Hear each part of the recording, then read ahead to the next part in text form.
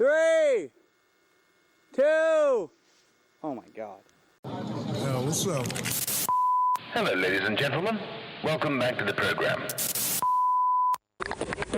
The Airtime Podcast is presented by Van Shoes since 1966. There's nothing fake about it. Have something to believe in and be yourself. You know what I'm saying? Welcome back to the show, everybody. We have an individual who was one of the gnarliest rail riders for about a 5-year period, somebody that kind of moved the needle a lot, especially here in Canada, but I would say underrated and overlooked is a great way to articulate this individual's snowboard career, and his footage backs that up. Also somebody who worked on a lot of projects that had a drastic impact on snowboarding as a whole. The ripple effect of what this individual and his friends created was crazy, and we'll get into that. We have David Rouleau on the show. What up, boss? What up? Thanks for having me. The this is elusive awesome. David Rouleau is on the show. We tracked you down. Fair enough. It was just meant to be, I think. It's funny, man, for the last, because I moved back to Alberta 2.5 years ago, and I'm watching all your podcasts, and when you don't live in Whistler, it's it's interesting to see it, and then everyone around you is commenting on it. You're like, I know those guys. I used to live there. But I've just been reciting in my head my story and certain things, and so it's funny that I'm here because, yeah, I've been thinking about it. I'm doing interviews with you in my head sometimes when I'm just at home. So it's kind of manifested it. Yeah. Well, I appreciate you tuning in from afar. We got a lot of homies from Edmonton, and maybe we can start in Edmonton or where you're from, because I actually don't know much about your background. Yeah. My background's scattered. I was born in Montreal, and I moved out west when I was super young, and I had a bunch of family kind of stuff. Some kind of traumatic change-ups when I was super young. My mom passed when I was really young, and that kind of affected what kind of kid I was. And then my dad was kind of crazy, and so he got remarried, and because he was so crazy, they ended up getting divorced, and we kind of went with her. So she was from Red Deer. We're living out east, and it's me and my brother Matthew, and then they had 2 kids, Christine and Jason, and so the 4 of us kind of escaped from him in the middle of the night. Took a Greyhound across Canada, landed in Red Deer, or staying in a women's shelter. Mom's on welfare, my mom at the time, and she's trying to figure out what to do with her life, you know what I mean? And here I am, a little kid in Red Deer. That's when I saw my first Thrasher. I actually got my first board at 6. It was an old school board. I was so hyped on skating and all that moving around and stuff. Just I never got to get a foothold and actually stick with a crew and skate. So it was building. I would say when I talked to Dano, he's my passion when I met him was building for 15 years before. So we'll go back to my stepmom, essentially. Can't imagine now looking back how crazy that was for her to leave a man and take 4 kids across the country, end up in Red Deer and try to rebuild her life. And that's when she was I can't. Oh yeah, she met someone who's from the States, and then she got pregnant and had twins. So she's got 6 kids. She had to make a gnarly decision. She's I need to put the OG kids, Matt and David, up, put them up somewhere to live. And that was probably the craziest turning point in my life, was all of a sudden being okay, we're going to be a single mom. We're going to have a family. I'm a young guy. So I'm I'm going to be the man of the house. And then it's hey, you guys are moving to Wetaskiwin. There's this children's home that's run by this Christian couple, and it's built out of old army barracks. It's on a farm. And so I think essentially she wanted us to be in good hands, and she wanted us to have a good upbringing. And it's easy to talk about now, but at the time it was just such a gnarly thing to experience. And certain things happen when a child receives trauma. They've documented it. There's these 3 different things that happens, and one of them, the kid can become introverted and off to himself. And for me, I became very extroverted, and so as a kid, I was constantly having tantrums and crying and this and that. And then it turned into as a young boy, I'm rambunctious and rebellious and the center of attention. And essentially that's me looking for that love, that attention from people that you didn't get. It just instilled in you when you're young, if that didn't happen, right? So then that started little Dave, troublemaker.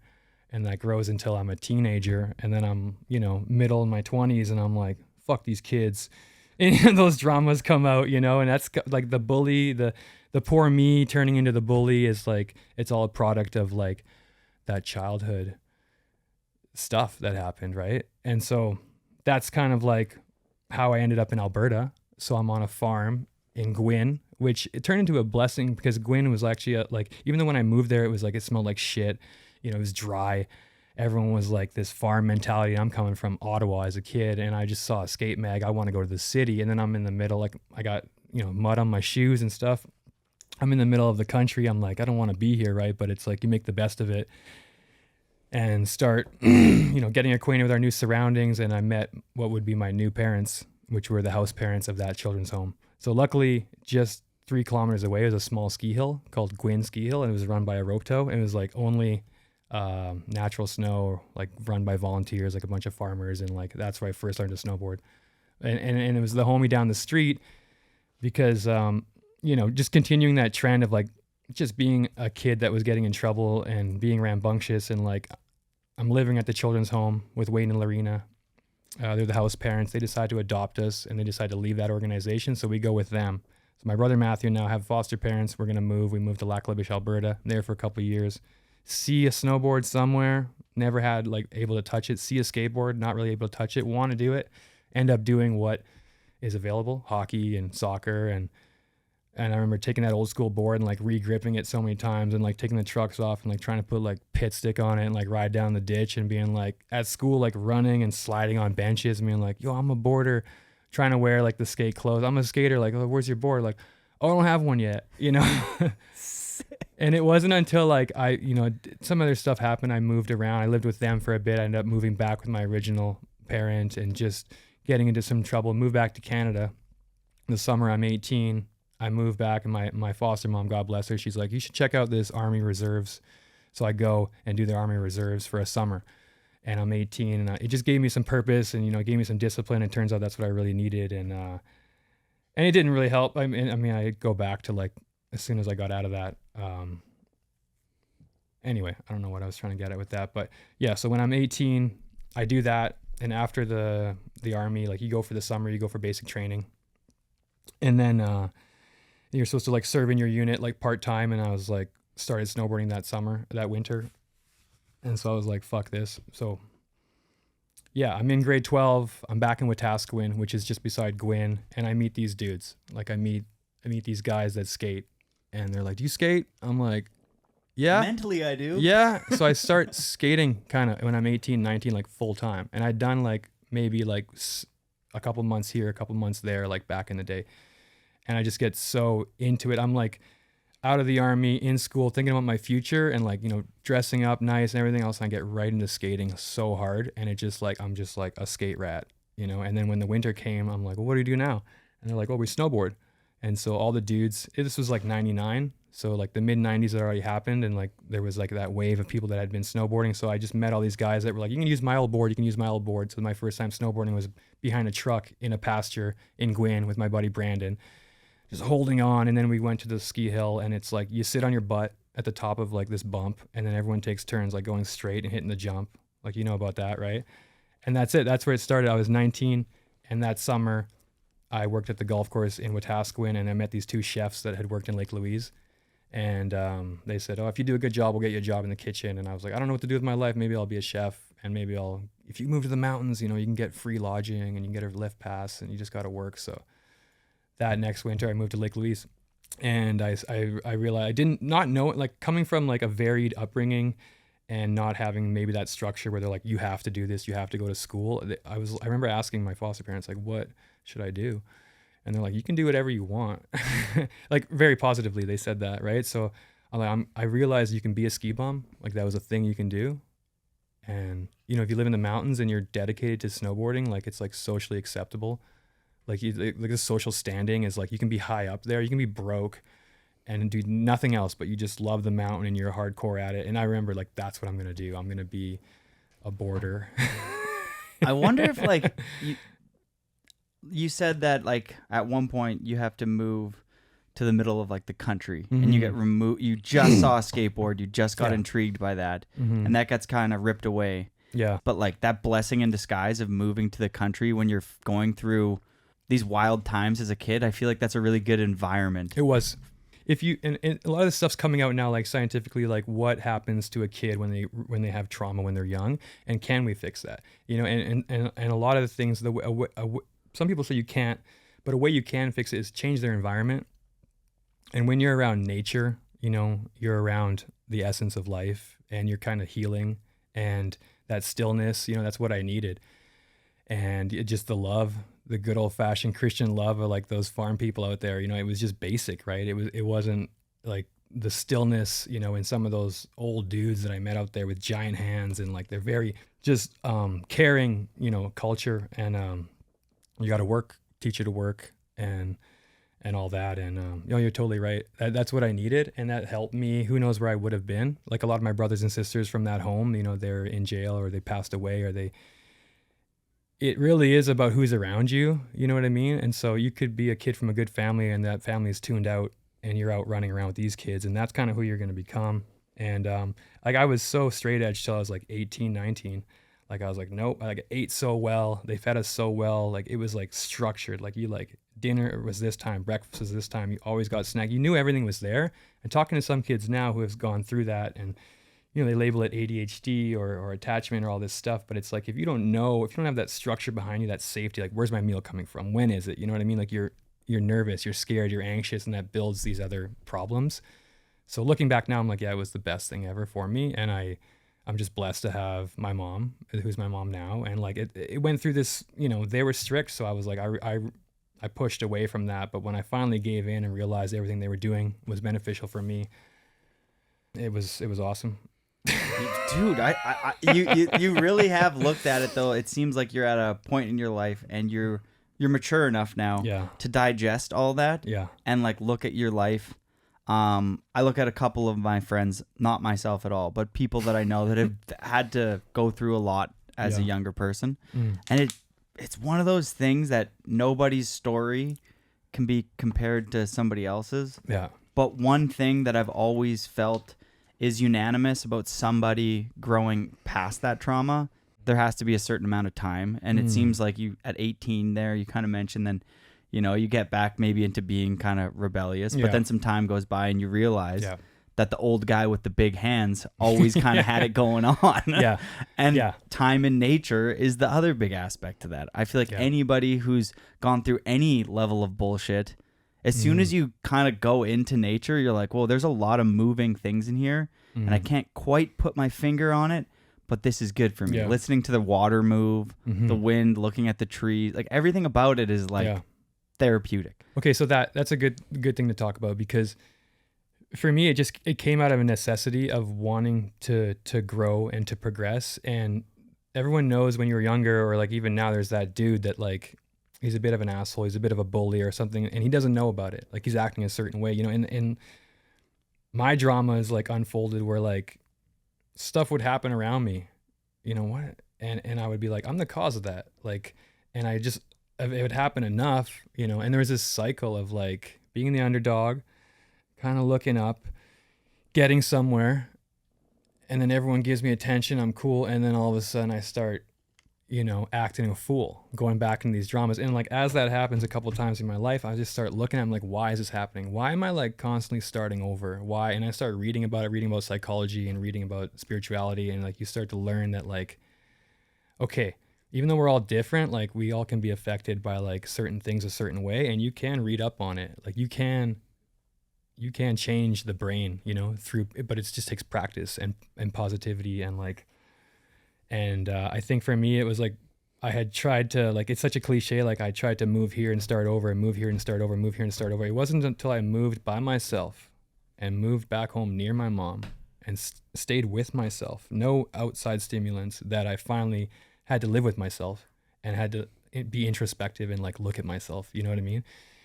And that's it. Like every person goes through that thing where like you go from being a boy to a man, or from a child to an adult. And it usually happens, like I always tell my friends about this, is like, you know, you're 19, you're on top of the world, nothing matters. You're 22, you're like, I'm young. You're 24, you're like, I'm young.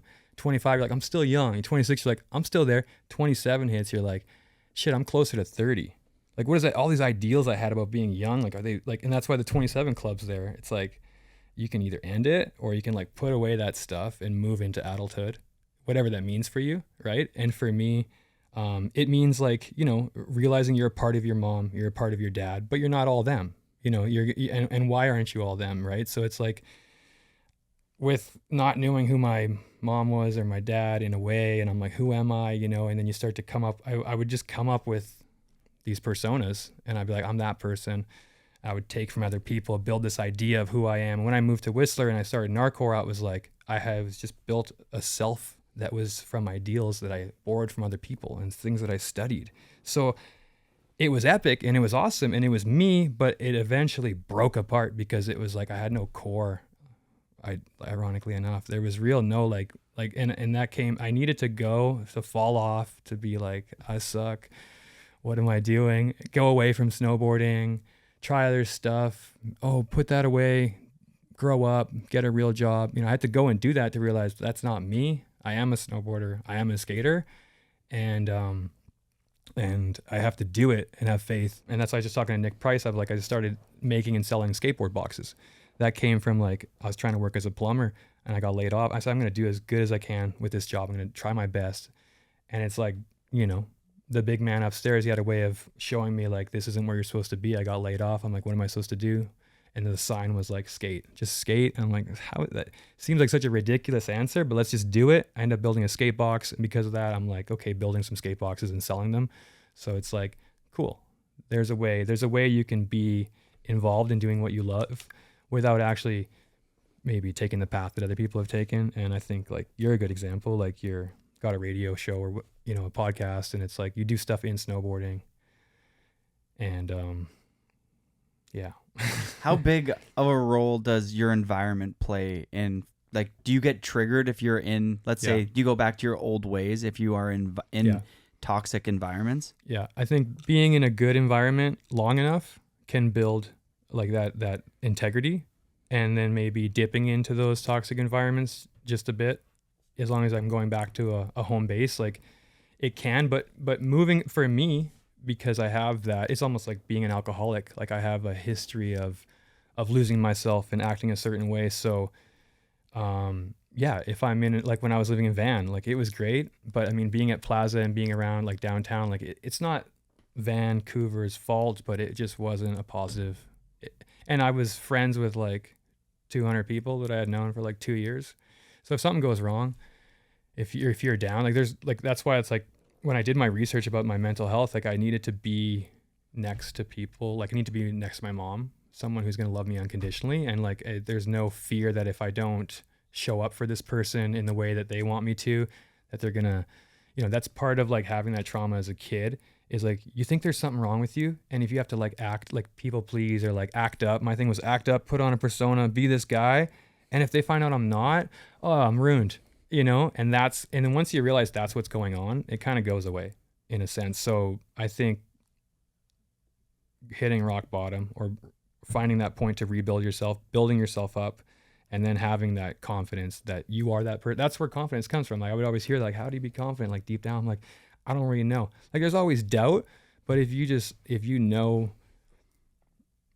that one thing, you know, and you practice it, and that's where like getting into spirituality years ago, it was like, oh, you got to meditate. What is meditating? Oh, it's like sitting and channeling the energy from the universe to fill you up. So I don't have to get it from Tony down the street. I don't have to get it from my skateboard. I get it myself. And then I go out and do my stuff. You know what I mean? And that kind of practice, like that helps. That's why like religious people pray, and like, there's certain like things you do to like, and like people here do it by default. Like I go to the river in the morning and sit there with my coffee and lie in the sun. Well, you're, you know, taking in the sun, you're taking in the environment. Like you start to realize as you get older, those routines are going to allow me to be myself. So when I show up for work or for my girlfriend or whatever, I'm there. I'm not like low on energy. And that was like that book, The Celestine Prophecy, such a good book. Talks about that kind of stuff in the form of like a fable, like a story. And it just touches on the fact that like, you know, once you realize that we're all kind of competing for each other's energy.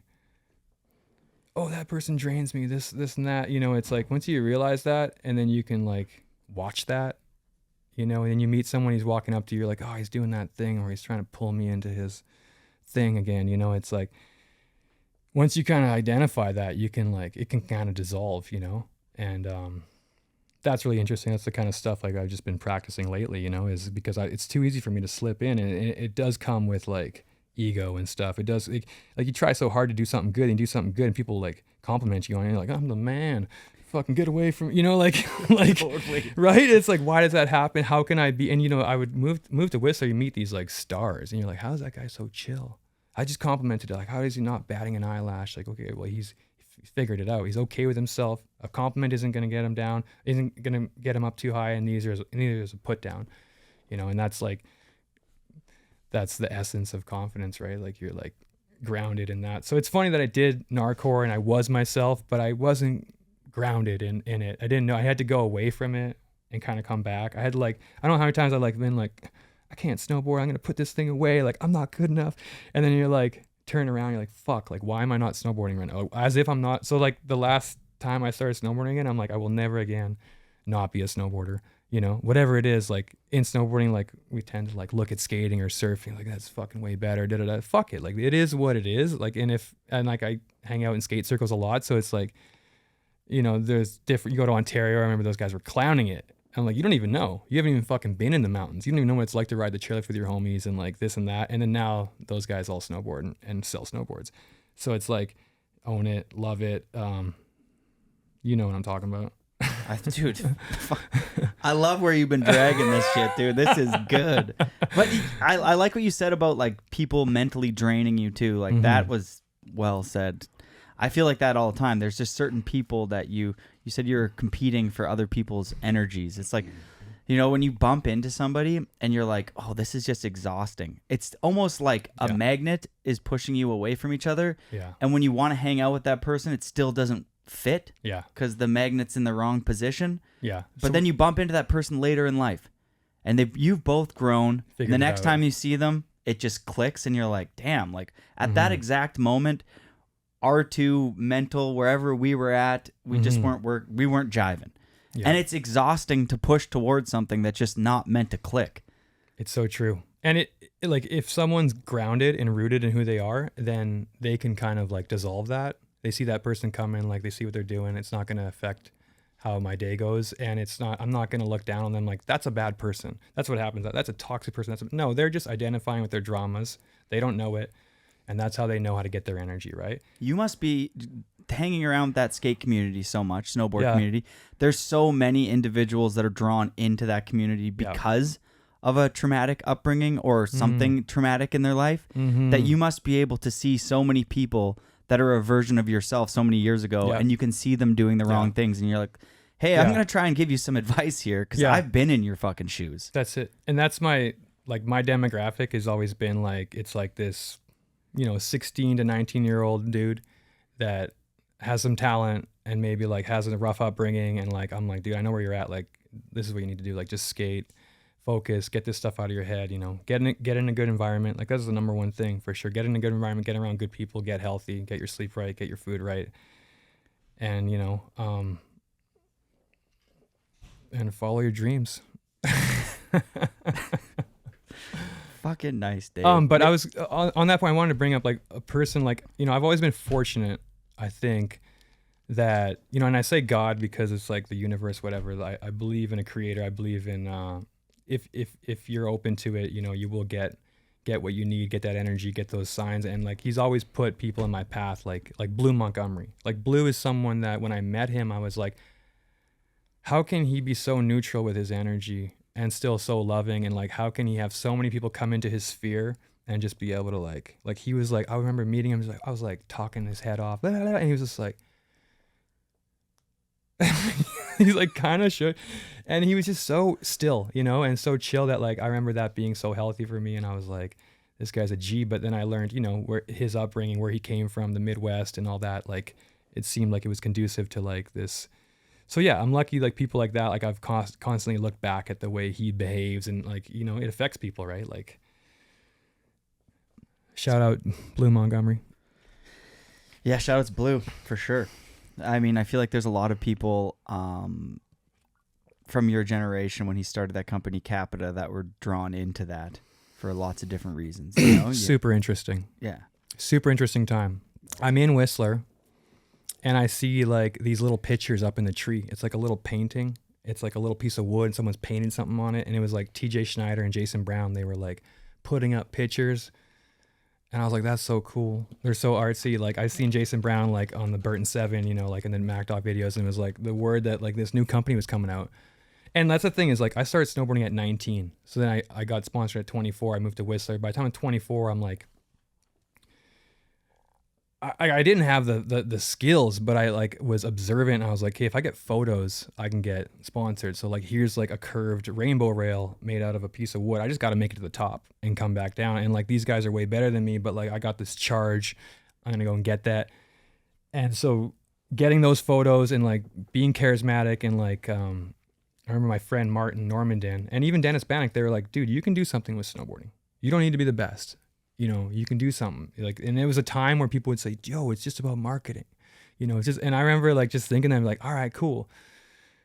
And Capita was coming on the scene and they were like the artsy company. Right. And I was like, yo, that's me. I'm artsy. Like, I'm going to be even more artsy. I'm going to wear blazers and write on my jeans, you know? And I made a sponsor me tape and it was like me dressed up in my Halloween costume, which was a Clockwork Orange, jibbing the boxes in my backyard. And I sent that in with all my footage and I painted the box and everything. And I was like, yo, I want to get on. And I remember going to Andrew Burns and Susie Davis. They were both on Capita. And I just was like petitioning, you know? And I think that's something that I try and instill in people is like, and something like I learned from you. And I think you do great. And I try and tell people like, and I've had people around Canada that have been like, yo, how the hell does that guy in Whistler get hooked up? You know, da-da-da. I'm like, bro, you got to be smooth with it. You got to be personable. You got to send some emails. You know, you got to have your finger on the pulse. Like talk to these companies, find out what they need, what they want. And can you fill, you know, it's not just about your skill, obviously. Right. And I just took that in. I was like, I can do that. And it's funny because I could film with Keith Martin, who like gave me all the love and all the tries, and I could put together some footage and then brought it, and I could go to Vegas and be cool as fuck and get on these companies. But then when I went out with the team, we went to Super Park, I couldn't spin. Like I couldn't even jump. So I'm like, I remember looking over at Blue and like, he didn't say anything at the time, but I just see him like, kind of like, oh fuck, like this guy. And there was a thing going around back then. It was like, even Chris Brown said, I think there was like people getting sponsored for doing front boards. And like, that was me. Like that was literally me. Like, I remember like how I got sponsored is such a funny story. Like, I moved to Whistler. I'm riding the glacier. I'm coming from Lake Louise. Like followed JF 410, day 410 to Whistler. I'm here working like where El Fernie is. It used to be Zuski's. Working there, riding the glacier. And like the Chamberlains are up there. Simone's 16 and he gets a job at my work and he's the dishwasher. So I'm like, I'm a salad cook. You know, I'm like, yo, what's up, bro?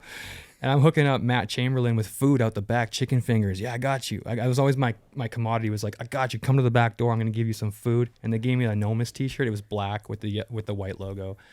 I was like, all right, cool. Like I just stoked that someone I knew was doing something. And that was Simone. He was washing dishes. He was there for the summer. And I think the next year he got on like the sandbox stuff.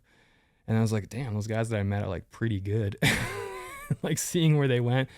But he was out with this guy, Jamie Drummond, and they were shooting a photo up in the benchlands. It was like maybe a 16 stair, and Simone was just front boarding it so steezy. And I had learned switch front board. I'd learned that if I just fly off the lip backwards and just crank my board 90 and just stick my butt out, I can switch front board this rail.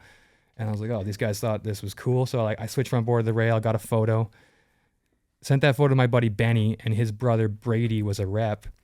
And Lamar was decided. It was like, you know, like these companies would come back from the 90s and like they were like gonna make a new push, but Lamar was coming back out and like Brady was repping them, and I had this photo and I sent it to him, and he sent it to him, and he sent it to Lamar, and they're like, yo, they're looking for like a photo for an ad. Can we use this? I was like, yeah, for sure. A photo for an ad. It came out in Transworld. I'm not sponsored, nothing. I'm on like a shitty old board. I'm switch front boarding a rail. I'm there. Dave Rouleau, Christensen was like his name, and someone else, and everyone's like, yo, this company is fucking clowning, man. Like they're like, and their ad at the time was like in it for the money. Like they were trying to like make this big push and like make that joke or whatever. But it's funny because people are like, yo, I saw you in Transworld, and then I'm like, so self-conscious because I'm like, I can't even like do my Cab 5 right yet, you know? So that's why I was like, I gotta like, without even knowing it, like doing that thing, do that thing that you know the best and just fucking do it. So that's how doing big rails came about. It was like, yo, if this guy think it's crazy, I can do that. I can fucking ride that thing. That's all I gotta do is stand on it and like ride down it. And people will be stoked. I'll get in the magazine. Like we just passed Daisy Lake Dam on the way up here. And I was like, I fucking crawled up there and just dropped in on it and exploded at the bottom. And it was such a sick photo that we got to run it. And it's like, so when your generation came and you guys were like, yo, where's the footage for that? I'm like, nah, I just kind of wheelied out of it. You know, like it was like, we would go out with just photographers because it was like, you want to get in the mag, go out with the photographer, shoot something that's sick. And like, did he land it? He kind of landed it. Doesn't really matter. And then you guys came in like, it's like E-Man and G's and everything has to be bolts, you know? And I was like, I like the way he does shit.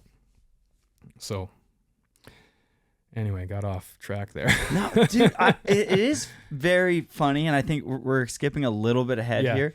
But I think I'll deep dive into this more later. But one thing that I really want to put an emphasis on, because people, those that don't know you, and you're definitely pre-social media, you're boom. He's really being like, and I was just throwing myself onto these rails because I didn't really have that much skill. Dude, nobody in 2002 knew how to do things.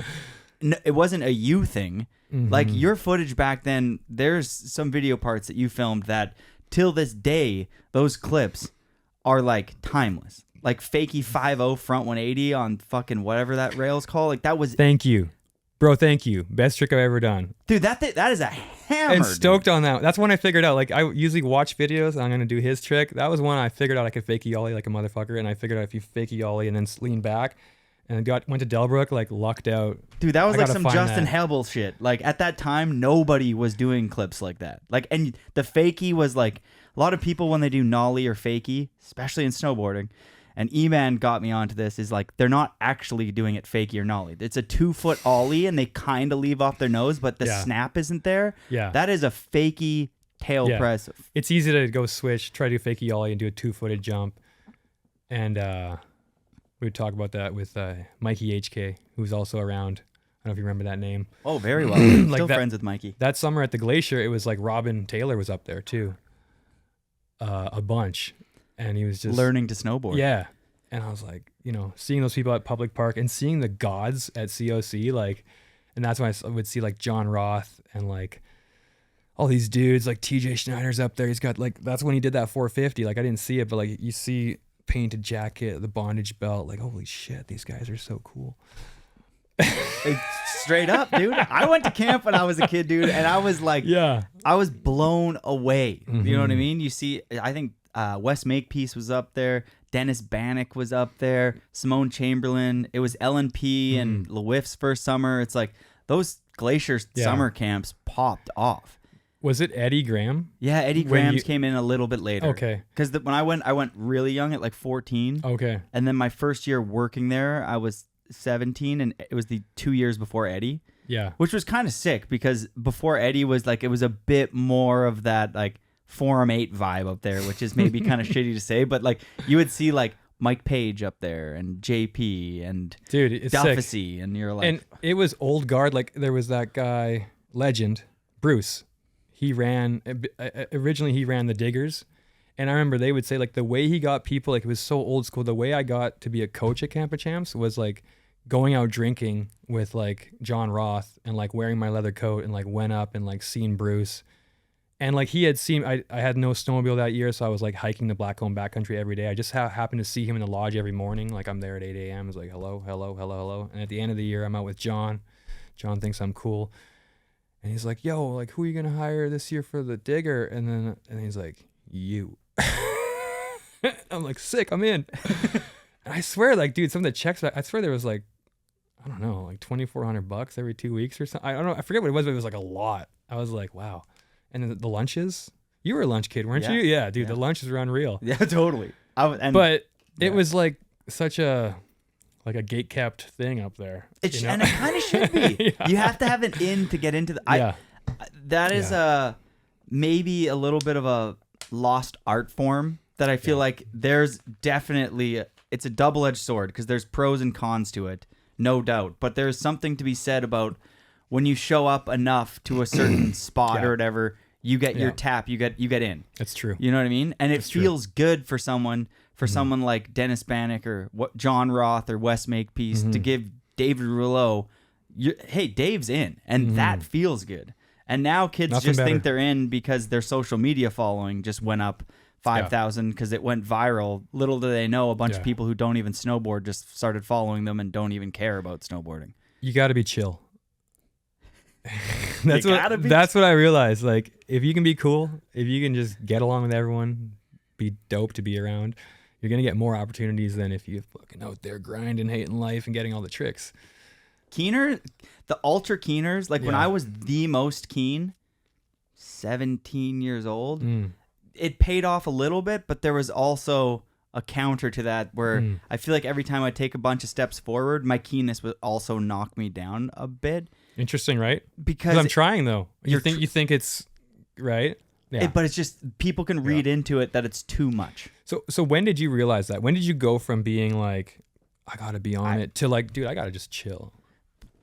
Well, like, was there a moment? Was there an aha moment? Okay, well, now that you asked, there's two times. There's one time I was trying to get on Nomus really bad at Camp of Champions. I was hanging out with Simone Chamberlain was up there, Derek Dennison, just the whole crew, Joe Sexton. The coolest thing ever at the time. So sick. And I was trying to desperately get on them. And at one point I realized that I was just trying. I had noticed we were in the back of the car of Simone's I forget what he had. An old so you're truck. in there. You're rolling around with them. We're rolling, but I was trying to get on.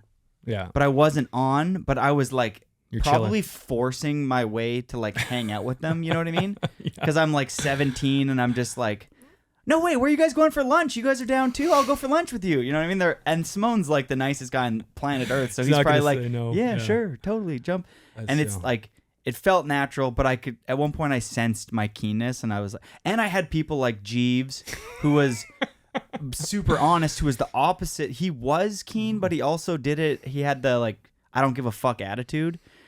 Total And package. it worked really well. It was like the yin and yang for Jeeves clicked, where like my keenness outweighed my skill set and cockiness. Right. Right. So it's just like, dude, we all know that you want to get on Nomus Jody. Shut the fuck up for a minute here. And then I fucking slowed down and things started fucking happening. Because then you let your riding and your personality. Most people say let your riding do the talking, but I would like to add in that for the first time ever. Let your riding and your personality do the talking. Like, if you are artistic and if you are a really good snowboarder, by good snowboarder, I mean whatever lane that you have chosen to be a good snowboarder in, because there's, if you're a contest jock or somebody like Dave who's going to find a big fucking gnarly tree rainbow rail and be like, I know I can buckle up and get up there and like find your lane. And I found my lane and I realized I should shut the fuck up in the back of Simone's truck. And it's a weird thing that you brought that up, because I actually remember that being like, I got to chill. That's the point. Yeah. That's amazing. It's a big realization as a kid, is. Because you're either the keen kid that needs to you need to get told to like chill, whether it's in your own head or by somebody else, or you're somebody who's like a full introvert where you won't even put yourself in the position to ever get any spotlight, which isn't beneficial either if you actually want to take a shot at it. Then you need like the friends or the filmer that's going to tell people about you. McClatchy. One of the best. Maybe we'll not switch gears here, but we brought up GNARCORE a couple times here. One of the game-changing crews in Whistler, and that was like a profound turning point for all of snowboarding. And there's a ripple effect to that has since changed snowboarding. And it's wild when you start something as a small crew and maybe your exact crew isn't like the thing that gets the biggest, but then the things after that you had inspired turned out to be things that you're like sitting back now being like, holy fuck, like I remember that kid and he liked our shit, and then they started X, and then that, the ripple effect to what you guys built with GNARCORE is fucking wild. And we'll get into that a little bit later in some details, but let's just start with GNARCORE, the name, the logo. Where did GNARCORE get born from? Like, where did that all start? It was in White Gold I lived with Keith Martin and Matt Beardmore. I moved in with them. And how I met them was because I was friends with the Frenchies. And I was probably the annoying kid at that time. Dave Fortan, JF Fortan was like the best snowboarder in Lake Louise. Like, I remember going up the main chair and there's this crazy face over there. Like, yo, who is that? Can we ride that? They're like, no one rides that. Only this crazy, stupid Frenchie has hit that. I'm like, I got to find that guy. I went and found him, made him my friend, followed them to Whistler because there's French. I was like, our shit was The Gathering, The Struggle, The Gathering, a Carlo movie. And then The Gathering was like my shit because I met like Sylvain Beauchamps. I met Phil Taillon. They were on like forums. They had baggy clothes. They were super sick. I'd never seen like Mike Page was like my idol, right? He's wearing like the t-shirt on the head. These were like the JP Walkers of Canada and they came from Quebec. And the Quebecers were always, it was cool. That kind of outcasty, you know, made fun of in a way, but like when you really got to know them, like, oh, these guys know what's going on in the sense that they're not afraid to like do their own thing and make stuff happen. And they almost don't care what people are thinking. So I was riding with them and I was like, I got to learn a trick. That the cab cork was so sick. I would see Mike Page, like, and he would go straight to shack, switch and just, you know, and Phil Taillon was like, and I was like, dude, Phil, that cab cork. And he's like, yo, bro, it's like, and he would do that little thing with his head, like, and Graydon Kavanaugh could do it. And it looked so sick. And I was trying to learn it. And I was like, oh, I'm like, remember in my sleep doing cab spins so much, thinking about them before bed that I would wake up and the blankets were wrapped around me. And I just couldn't fucking get into my head how to like release my shoulders from my lower half to pre the spin. I had to like drop the shoulder. So I'm following those dudes around. I remember Sylvain Beauchamps, amazing like Empire shop rider in The Gathering. At cornrows, like I remember following them down Whistler and I was like, okay, this is how you ride. Like they're ripping and they're tricking off everything and they're going so fast. And if I don't keep up, they're going to leave me behind. And so I really like cut my teeth with those dudes. Like they were like hanging out with them. They're speaking only French. And it's all about snowboarding. And I'm like going to a party at Martin Gallant's house and like, oh, there's Mike Page and like all these dudes. And so it was Matthew Cohen who did the Montreal video that Yando fan and them were in, and he was iconic, and we were like, that's the shit. He's coming to town. JF's going out with him. So I was sneaking out on some sessions with JF because JF got into like Alterna and he was getting into The Gathering and he was getting hooked up.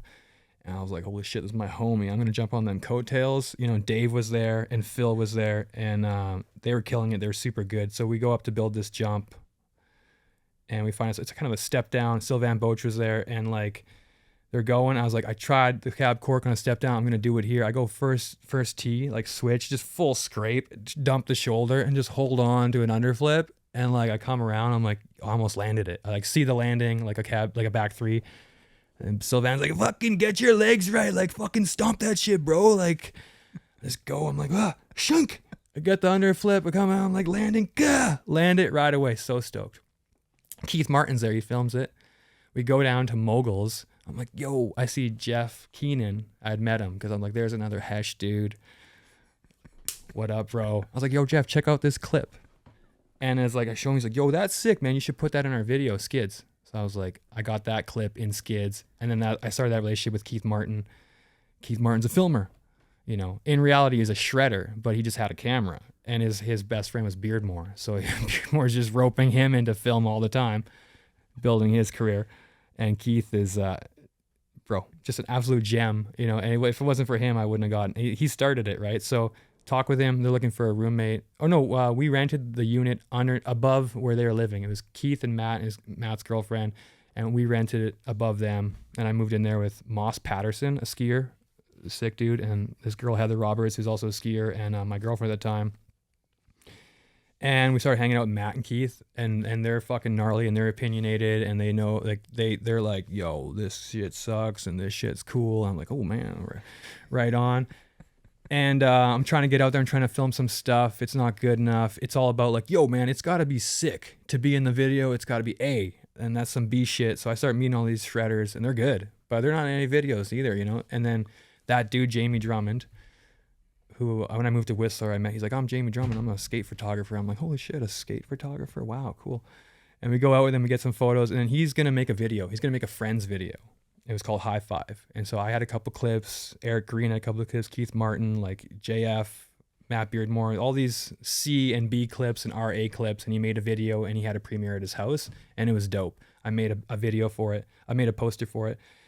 The next year, I'm like, yo, let's do that again, Jamie. Let's do that again. And he's like doing something else. So I'm like, I'm like, we're gonna do. I just organized. I just like talk to everyone. Like, let's get together. Like, let's get Alternative Films, Carlo Wine. Like, give me your B shots. Like, you know, collecting all this footage. And then Keith has his camera. And that's how GNARCORE started. Was like with Keith and Matt, and having all this footage. And then Jamie had made that thing, and we were sitting around. It was like, how, you know how words get thrown around, memes and stuff. It was like, yeah, that's gnarly, that's hardcore, that's GNARCORE. That was like that season. It was like GNARCORE, haha, funny. Like, bro, that fucking rail is GNARCORE. Like, that's how it started. It was like a joke, and we were laughing, and that's what it was all about. You know, it was being funny, and then I was just like, I knew nothing about editing. I knew nothing about filming, but I'm like, I'm going to find these people. Like, I'm going to find Stevie Sixpack, who like had a computer, who could edit. Okay, let's take our footage to his house. Let's take all our DV tapes to his house. Let's figure it out. I'm like talking to this guy. I met Gerhard Gross. You know, I seen him. He did a front five over top of me at Shack, and I was like, whoa! And he like bobbled the front nine. Like, he messed it up, or it was a front five. He messed it up because I was like so stoked on his steez. And then he's like, we met, we became friends, and I just started networking and talking to all these people like, yo, man, we're doing this video. We're doing this thing. Like, you got to get your clips in there. And we made the OG video, and like just started bringing people together that thought it was cool. If someone comes to me like, that's fucking sick, I'm like, what you got? Like, oh, you're a skater? Benny Stoddard was a skater. He was working as a park ranger though. In the park. So I started working as a park ranger, and I met him. He was like, yo, we skate and we do this thing. Like, you should have a skate part in your video. And I remember like Kai Peterson was like 11 or 13 and skating with Benny, and like that went in there. And then E-Man and Brian had clips in there. Yeah. And I forget how we met them, but like I met Graydon Kavanaugh at JF 410's house. He was just sitting there, and he had like the analog pants that said analog across the crotch. And I think someone was like, those are Trevor Andrews pants. Like, his, like, I don't know what the story is. Forgive me if it's wrong, but it was something like Graydon's sister had been dating Trevor or something, or there was some connection where he was getting hand-me-downs. I was like, holy shit, this guy's sick. And meeting people like that, and then later seeing in a couple months or a couple years what they were doing, like, holy shit. Like, you know, if I can forget where I was going. Well, here, let me help you out here. Yeah. Okay. To GNARCORE. someone who doesn't know what GNARCORE is, like, what did those projects feel like? What were they about? It was about giving the underdog a voice. It was about like, and that's the thing about like building your own crew and making your own video. And like, we didn't invent that. We saw, you know, there was like Mike Hart. There was like a couple little things. Like San Sloan was starting to do a little video, and it slowly built. You know, it started. I think you have this idea and you follow through with it, and then there's an outcome from it. So it's like scraping together everyone's footage and making a video. It gives you something to belong to, and all of a sudden you're like, oh, what is this? It's a crew. Okay, I'm like, let's make it a collective. Let's get Tony over there in here. He's an artist. Let's get this guy's into editing. Let's get him involved. And I was just like, I kind of like candy coated it to everyone. Like, we're all a part of this crew. It is what it is. And then it took on a life of its own. People were like it's hard to describe, but I think the essence of like making something out of nothing, you know what I mean? Like coming to Whistler and people being like, no, you can't be in the videos. You're like not good enough essentially. But scraping that together, using editing, using music, using a vibe, and like making something. And then like, yeah, that was around that time too, you know, in 2008 with the financial crisis, like they said, oh, print was going to be dead. It was kind of like a changing of the guard, you know, and it was like, oh, who was a star back then? It was like Magoon on Transworld. Like you can go to Transworld and watch these videos, you know, and all of a sudden it was like YouTube came in 05, but it was still kind of whack, you know, Vimeo was the thing. And all of a sudden it changed where it's like, the snowboarder is in control of like filming their own shit and self-publishing it, and you can get sponsored from that. And so I think GNARCORE became a thing where it's like, hey, if I can get in there, if I can meet these guys and get in their video, it can kind of be like a launching pad for me. Like the gates open. And then I think other crews did see that. Like they see it and they get inspired and like, let's do our own thing. And like, essentially that's always been my path, is like, I think it's about me and my ego, but it's about like inspiring others. You know what I mean? Like, it sounds corny, but it's like, it's showing people it's possible. Like, oh, you can watch my crappy skateboarding, and like, you're like, why am I not out there doing that? I could do that. And that's like the essence of it, right? Like, and so that's an effect that we didn't like maybe see it having. Let me ask you this. So when somebody from GNARCORE would film a good part and they would get opportunities outside of GNARCORE, was that distasteful? Was that a friend upgrade? Was that lame? Did you want those people to get an opportunity to film with, Kids Know or Tech 9 or Alterna or Standard or whatever, or MacDog? Or is it like, no, we're building this thing and don't leave? Because I feel like a lot of homie crews, there's this stigma or this like faux pas, or people just don't like it very much when somebody from the crew blows up and then leaves. But that's kind of the inevitable. Did you guys? Yeah. It's like the essence of it. But when you're in it, you maybe don't see it like that. Like every crew will have like that driving individual that drives it forward. And for me, it was like, I need these people around here to elevate me.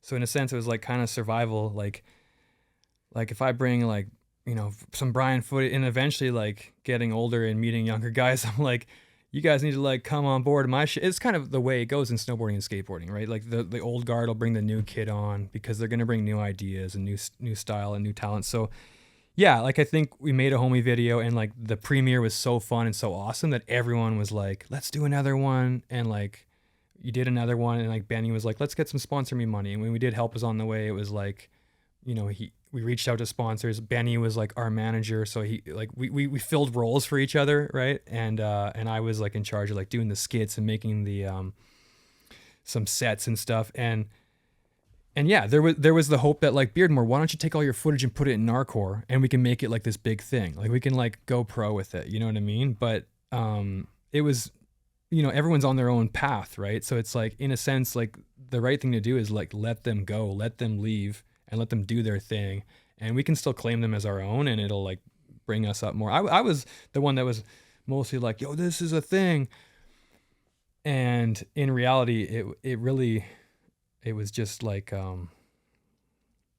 don't know how to describe it. There's a lot of layers to it. There's a lot of layers, yeah. And there's like the Sansalone layer where we made our own, because I felt like no one was fucking with my shit, because I was new and I wasn't good enough. So we made a little video, and because of that, there was a little bit of energy, and I got opportunities. Like I got an opportunity to film with Sansalone. So it was like, okay, you guys did that little homie video this year. You got your footage. You know what? You can put it in this video, which is a bit bigger. And I remember Matt especially was like, dude, you have something there. Why don't you keep it for yourself? Why don't you make something out of it? Why are you giving it away to them? I'm like, well, because that's my opportunity to get in their video. So I remember like I went to Edmonton with Clayton Larson and like did a bunch of shit, and like a bunch of us did some shit, and we were kind of like, for that rare moment in the season, we were like sitting pretty good. So we came back from Edmonton, they got snow earlier. Go to the Vegas trade show with your you're supposed to go to the Vegas trade show with your teaser. That's the stuff you did early season. And like we were sitting on some good stuff, so we were like, fuck yeah, like we got some shit, and like there's no backcountry yet, and like Edmonton's a gold mine. Like we can go there and like get a lot of stuff. And I just had confidence because I had friends there, and like I saw stuff differently. I didn't think it was gnarly, and if other people thought it was gnarly, I'm like, oh, okay, I'll get it, and it's good. And like, looking back, I'm like, shit didn't have to be like, it was just like, get through it and survive. Well, the Switch 50 on like, that was like, at the time, like nobody was hitting those long rails. Like that was iconic at the time. Probably a 2-footed ollie. But you find what you're good at. Bro, I wanted to be a skateboarder so bad that when I saw my snowboard attached to my feet, I was like, dude, I know I could hit that rail on my skateboard, but I can't ollie that high and get on it. When I got on the snowboard, I just felt like cheating, right? So I was like, just gonna exploit this to the max. But that year when we went to Edmonton with Clayton Larson, we had a bunch of footy. We came back to Whistler, and Sanson was pumped, and we were going to be in his teaser.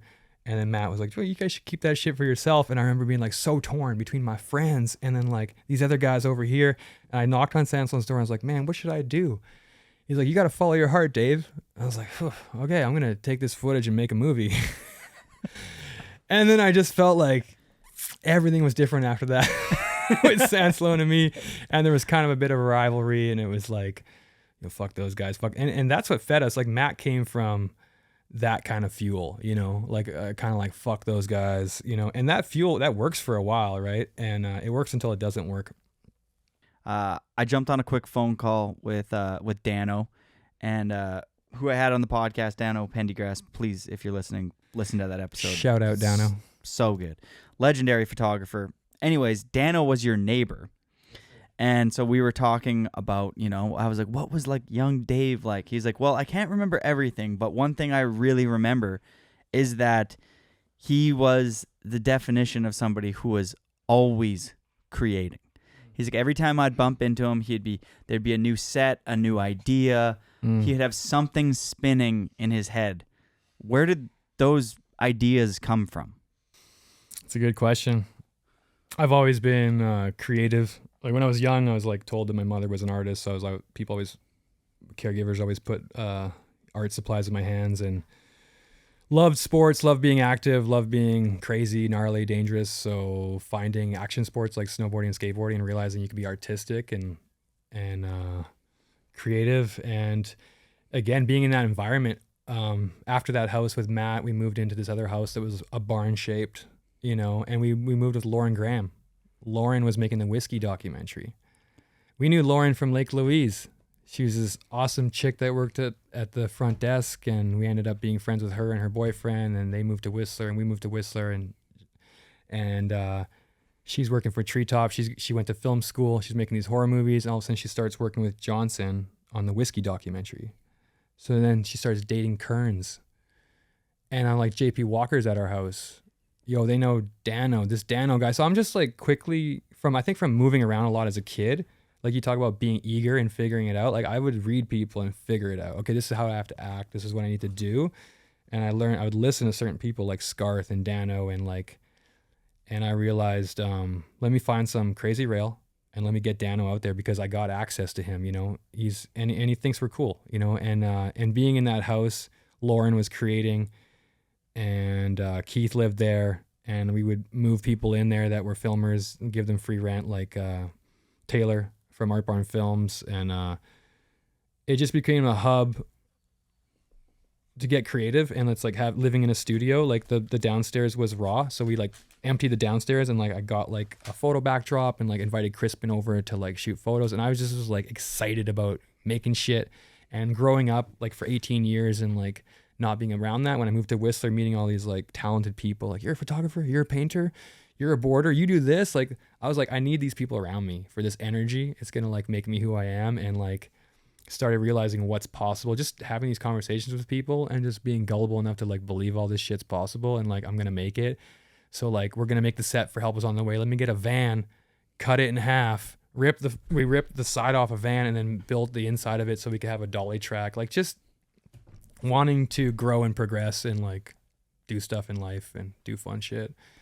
Another rad touch point there is that Dano was saying that you always seem to have a lot of respect for other people and the way that they would snowboard. He's like, I never saw Dave as a hater. Like he's like, the Form 8 was huge, and he's like, at the time there was like a lot of people would talk shit on that and find ways. He's like, Dave, I always felt like would more, and because Dano is so poetic, he was like, he would find beauty in what other people are doing and try to extract some of that.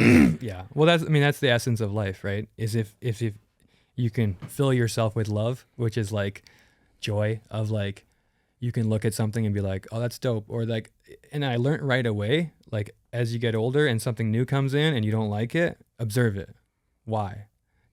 Like question yourself for having that thought. Tilt your head to the right a bit. And I observed other people. I observed how like the old guard would be, would not welcome in the news. And so I just looked around, and I did appreciate other styles, and I did listen to people like that sucks. And I remember feeling like that's not good vibes, man, and I was open. And like, I was like those years in Whistler, when I first moved there, I was so wide eyed and so receptive. And when I started getting a little bit of recognition, and I just loved it. Like, I was like, okay, like, cause Lake Louise was cool cause I could go there and I could talk to anyone and be friends with them. When I moved to Whistler, it was kind of like a little bit more closed off. And I remember being like, after a month, like, I hate this place. I started meeting people. I remember walking up to people like, yo, dude. And they're like, ignore me or whatever. I'm like, whoa, like, okay, this is real. Like I gotta, and that's why I learned, like I gotta get my shit together. I gotta like get a crew. I gotta make shit. I gotta be a good snowboarder because I want people to like me. When you're young, in a sense, that's kind of what you're going for. Yeah, and that's all I cared about was that vibe. You know, seeing those people. I mean, being respected by your peers at that age means a lot. And maybe if you could touch on like what crews, individuals, brands inspired this creativity behind GNARCORE, because I'm imagining you kind of extracted little things from different videos that you might have watched in skateboarding, snowboarding, wherever. Like, where did this like if you haven't seen these GNARCORE videos, a lot of them aren't on the internet, by the way. So you'd actually we'll work on that. Yeah. So there's Help Is on the Way. There's the Power Normal. There's it was GNARCORE was called GNARCORE, and then the one after that was Shoot the Ones You Love. Yeah. And then it was Help Is on the Way, and those were the ones that I feel like we had a good trajectory with. And then around that time, I feel like I should have probably quit and did something else, but there was just so much happening, new people coming in. I felt I needed like the Power Normal. Like I was like, I just didn't put all my heart into that. I didn't have good follow through. You know what I mean?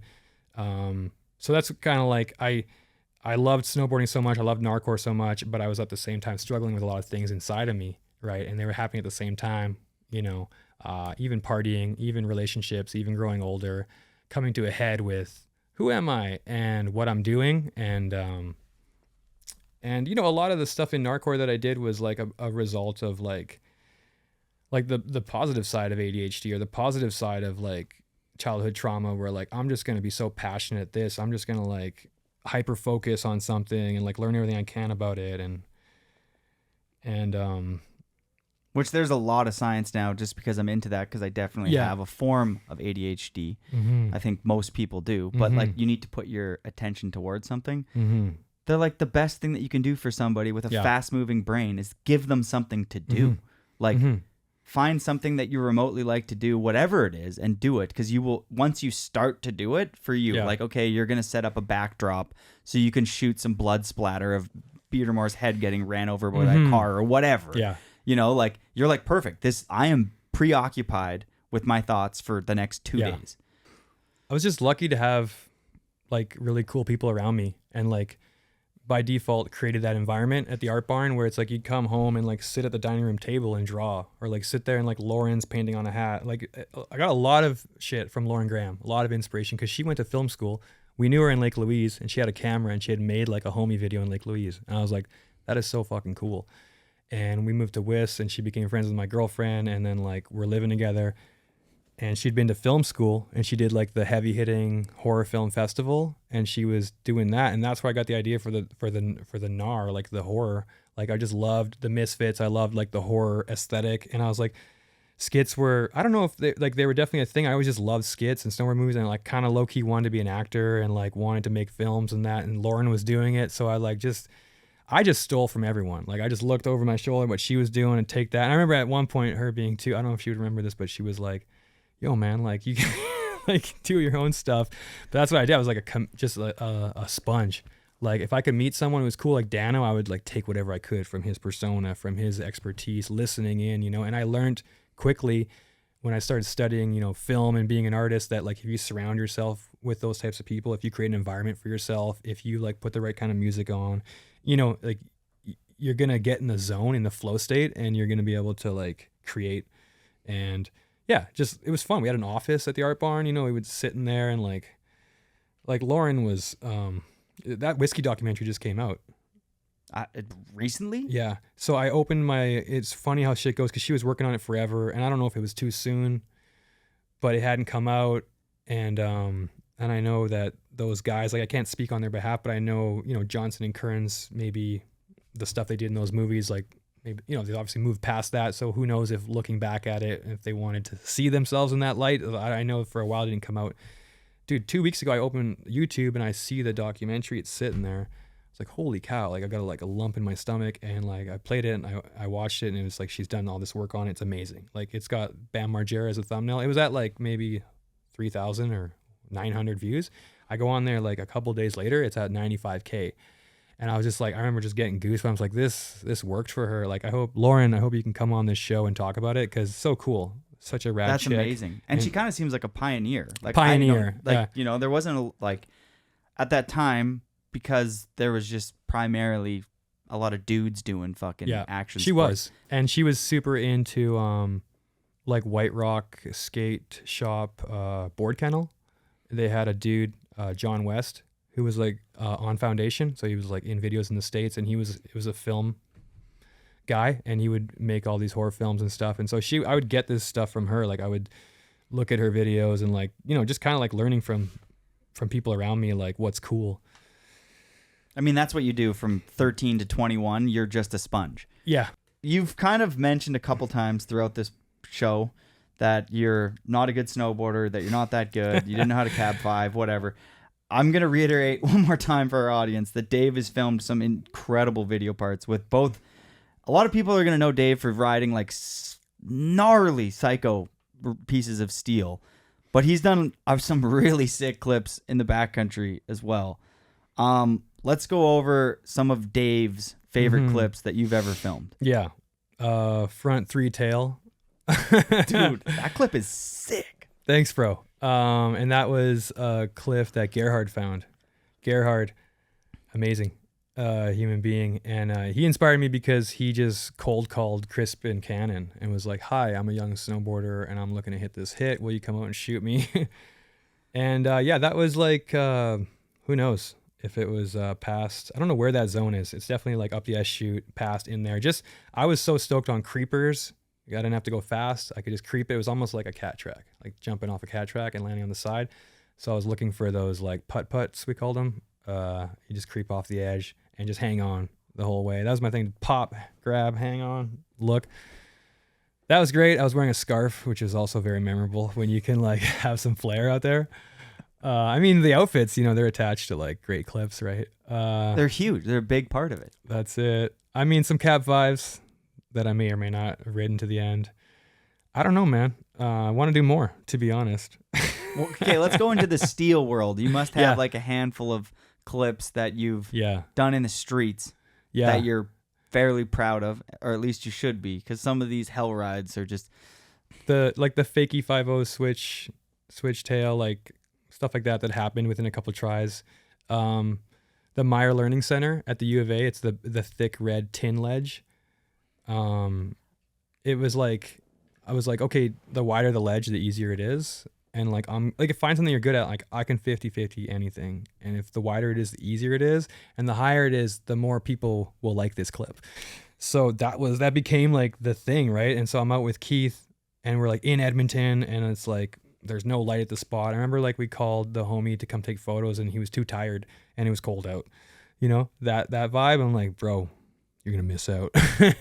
Just me and him by himself up there at that red ledge. And I'm like dragging pallets from around the corner to stack it up.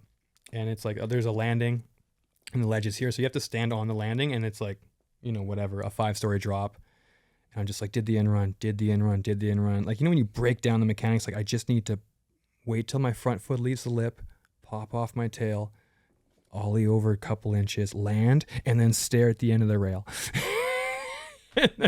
And that was it. Jump on that bitch, ride away, and then like,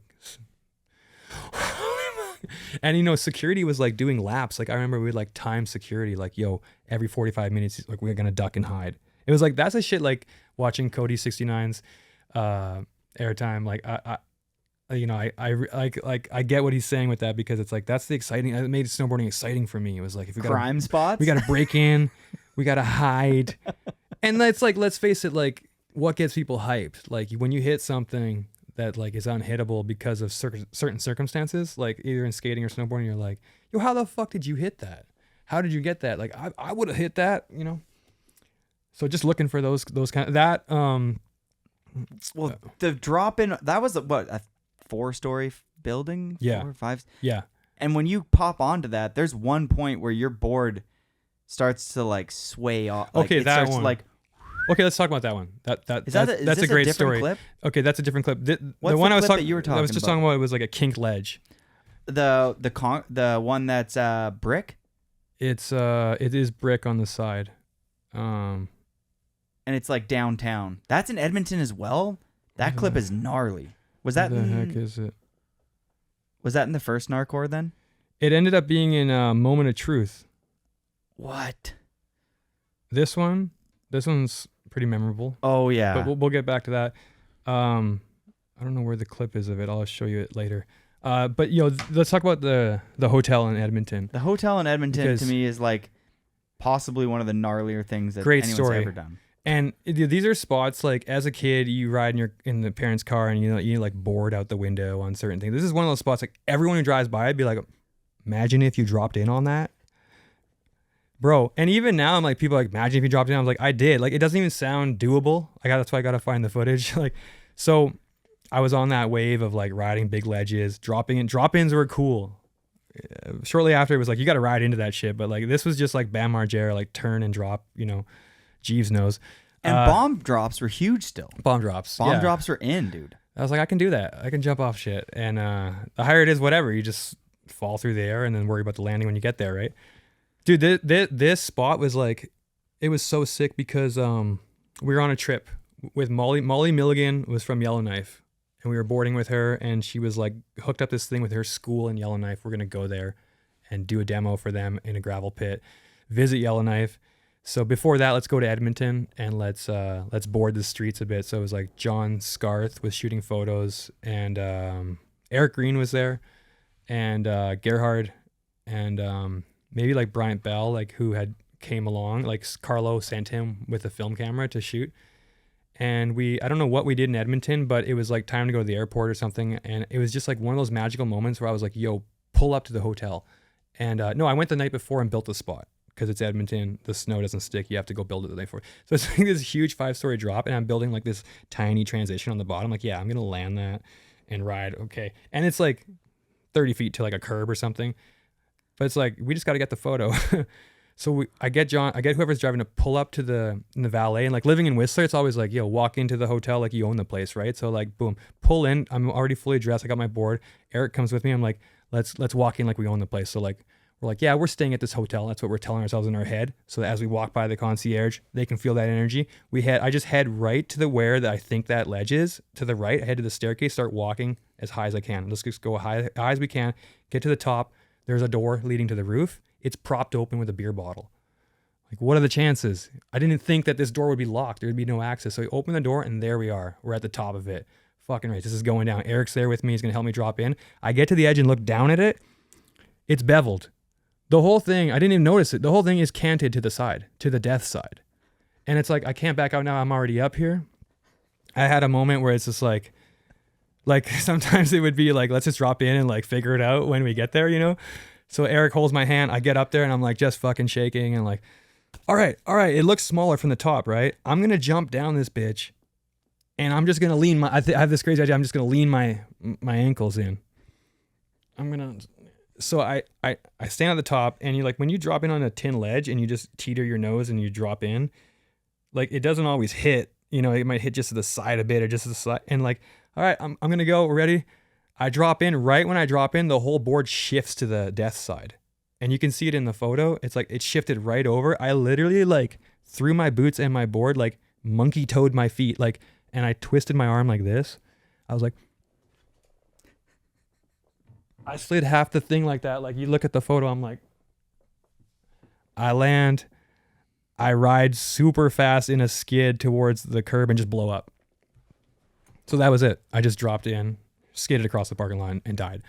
That was it. It was done. And I was like, I'm never doing that. And there was years that have gone by where I'm like, that is so dumb. Like, did I want to die? Like, why did I do that? Like no respect for my own life, but it got done and I did it. Why did you, at that time? Yeah.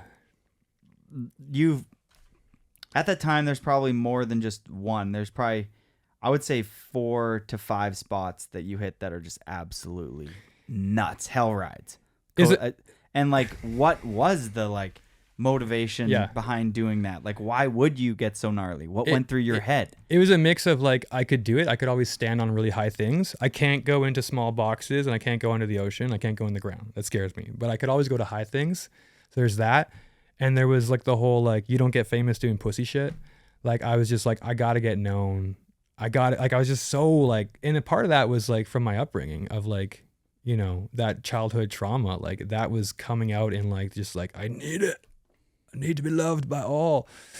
And then quickly found out that like, okay, these photographers, like they're gnarly. They like gnarly shit. So like, let me just gauge what I'm gonna hit by like how the photographer reacts to it. Like, because yo, John, you want to shoot this? Yo, Danny, you want to shoot this? Like, you want to shoot this? Holy shit, yeah, I would love to shoot that. Like, you do anything down that, it's a shot. You're in the mag. Let's go. Like the Creekside rail The Creekside with the one. gaps. That's how it happened. And I'm working at Gone Bakery, and I go there in my pickup truck and like back the truck up to the top. They had just built that rail. It was red still from the primer, and like I built a little drop in coming out of my truck onto the step. And I remember Chad Otterstrom showed up because he was in town, and he just showed up to look. He was like, "Oh shit, gnarly." I was like, "Yo, that's so." And it was Pat McCarthy. Pat McCarthy showed up to that Dano session, and at the switch front board at Spring Creek, Chad Otterstrom showed up, and I was like, "Yo, that's so sick." And to this day, if I ever saw Pat McCarthy, he's like, "Yo, that's sick." But that was it. I was like, so got to get famous, got to do this rail, and I remember trying to hit that thing, and like you get into a gnarly rail like that. Like my thing was like, let me just set it up and show up, and it'll happen. But I'm like, fuck, I don't know if it's happening, man. I don't know if it's happening. Like, I'm just not seeing it. I don't know how to get on that first one and stay good. And then eventually I just somehow something clicked where I'm like, stare at the end of the rail, fucking do it. Start jumping on the first one with confidence.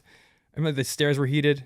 There was like a staff party going on at one of the businesses, and these guys had come out to watch. And that's why when I landed, I land and then skid into a group of people, and they hand me like a magnum of wine.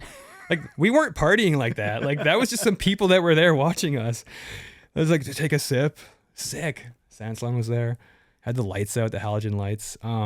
Again, that, like you go to, when you have a session and you get sparked, like that would just spark me. Like something crazy, something gnarly that I know I can do. And some of the shit was just like, I just got to ride down it, and everyone's going to be stoked.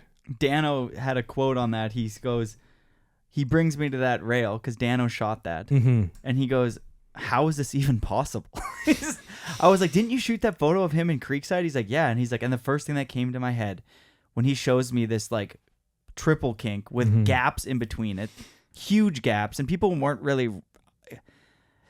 those type of rails weren't figured. Yeah. That was very ahead of its time. I remember seeing that photo and being like, how the fuck is this person doing this? Like, you had multiple photos in multiple different magazines over like a 3 to 4 year window. Every time I'd see a photo from you, I'd be like, absolute mind melter. Who is it? How is he not bigger? Good. And like Dano would say, he was like, how is this fucking possible? And that was a huge, like, you unlocked the secret tape there. At the time, like, now there's so many kids that have unlocked like certain things about rail riding. Like, you jump on to like I don't know, like people will ride like sheets of glass down like downtown spots. It's crazy with now. spacers It's in awesome. them, and you're like, what the fuck? But like, there's some people just comprehend and break down those situations differently so their minds can understand it. And you were among the first to be able to do that. Thank you, to brother. Unlock that, like, this makes sense to me.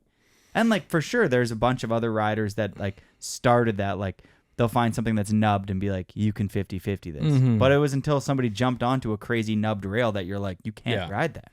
It just comes from like the culture of like being competitive, which we all are in a healthy, it can be competitive in a healthy way. But like, that was always the essence of it for us, was sitting around watching videos and being like, can I do it? Can I do it better? And it was just an interesting time for tricks when stuff was kind of like, okay, there's a 270, there's a 450. Okay, no one's done it this way yet.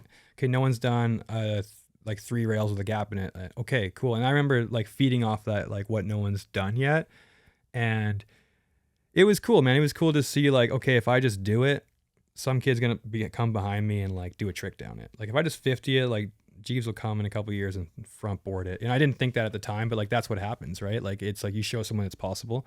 And then when I started like filming, like being behind the camera, I noticed, a lot of people want to go to spots that they've already seen in videos. I'm like, don't you want to go to a new spot? But it's like being able to, I think that's a skill I had, was being able to like visualize a trick at a new spot, and just knowing enough about my riding that like, okay, I can get on that, I can get on there, I can fall off there. Like, where am I going to fall off? And, well, knowing how you bail is like real, like, let's say like the Spring Creek switch front board on that kink, like nobody was doing tricks like that at the time. But if you're like, I can break this down in my head, so there's an escape. You want at least an escape route. You know, there's lots of tricks for me, or like if I'm at a spot, I can be like, I understand how I bail and how I do this trick, and worst case scenario, I'm gonna go into this area and there's no like pole there, there's no fire hydrant. Having an out But sure. for somebody else, they might be the same trick. They might be like, oh, that post over there is totally in the way for me, and I'm like, not for me. Like, yeah, and that's what when I go to something crazy big, I stand on top of it. I don't look at the drop. I look at like the close. Oh, there's a hill there I can reach. I just got to make it down the first half of the rail, which is a no-brainer, and then I'll be in a safe zone. So I always like that about rails and ledges. It's like the death is behind you, and it'll look, like it'll look gnarly, and it's like kind of a show business thing that we're a part of, right? It's about getting the best angle and like filming it in the best way. Like you want to make it look better. You might make it look better than it actually was, and that's where the filmers come in, and getting the fisheye on the small stuff and backing up on the big stuff. Were you there for Stefan's 50-50? No, but I just went to the dam. I should have went a little bit higher. I almost went there and took a photo of it. So insane. And that was like the couple years after me, the next generation coming and being like, yo, like he's seeing what's possible. Now he's gonna do something even gnarlier and bigger. That thing is insane. Shout out Stefan Hunter. Absolute legend. When you first heard about that clip, because I think Crispin was there and he said it was the first time he has ever shot a photo where he thought somebody was going to die and he didn't want them to do it once they were about to do it. Yeah, it's gnarly. Yeah, I mean, we were all riding on that shit, and I think if you're a young kid and like you're coming up and the older guys are talking a certain way, that's gonna affect you. So like, he would listen to the way we're talking, and he's coming from Revelstoke, and he's like, all right, got to step to some shit, and he had big nuts, and that was rad. Like, I mean, it's rad to be having that attitude, doing that thing, and then be attracting other people that are doing that, and then you kind of got this clique of like people that do gnarly shit. But I mean, that kind of stuff wasn't sustainable for me. I found out. And what was the worst slam that came with getting gnarly? Because I got lucky. I didn't. The worst slam was probably like when I had like moved away from Whistler and was dating this girl, and I was hanging out in Hamilton, and Lane and Dave came by, and I just slipped out of an up rail and went way too far and landed on my tailbone. Oh.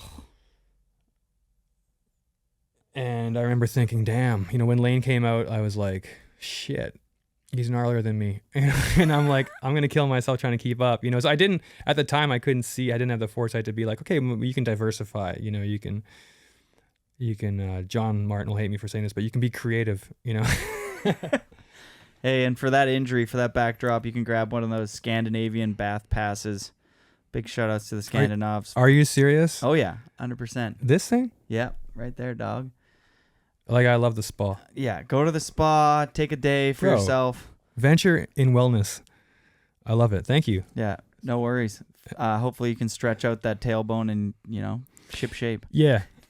No, I think my worst injury was my hip, and it's always something dumb. I was like at Mike Klinkhammer's house, kind of hungover, skate away from his house, skate down a hill, go up another hill, skate back down, switch, have a huge backpack on, go to step off the board, but my foot's on the tail, and just did a full 90 degrees in the air, landing on my hip. And that hurt me for like 7 years. It was like crunch, crunch, crunch, like crawling into the bath. And that's another thing we can talk about is like longevity in action sports. And this idea, like when I started, it was like, yo, you're done at a certain age. Your knees are going to blow. And it is true. But as we've seen, like through mindset and through rehab and physio, you can kind of get through anything. You can't be dumb and reckless, which is what I did a lot in my youth. But as you get older, you can be smart and you can be calculated. And I would notice that. I would notice older guys I was boarding with. I was like, oh, they're not hitting anything. And this guy's a legend. I'm out with him. He's not going crazy. And then he stands up once and drops in and like kills it because he's just like, it's all up here, So that's where I'm at now. Like I'm still boarding, and like I have some footage that I filmed with Matt from Rumor in Edmonton, and like, yeah, like some fresh Rouleau footage. Yeah, some of it's like Sick. Like some of it's still gnarly, like for what it is, and it's like it still is about finding the right spots for the right trick.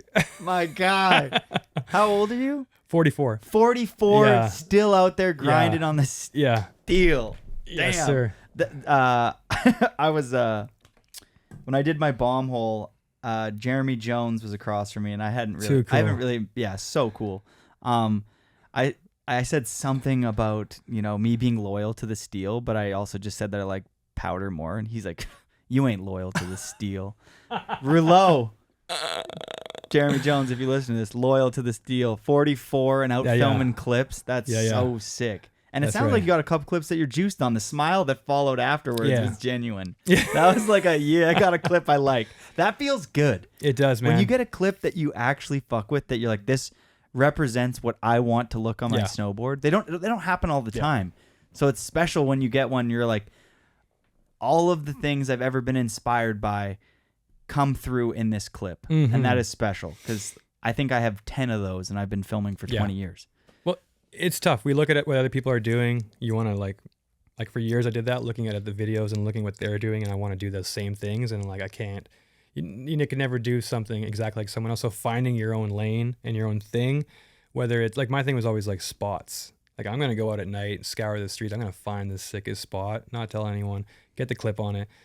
Everyone's gonna be like, I could have done that if I found that spot, you know?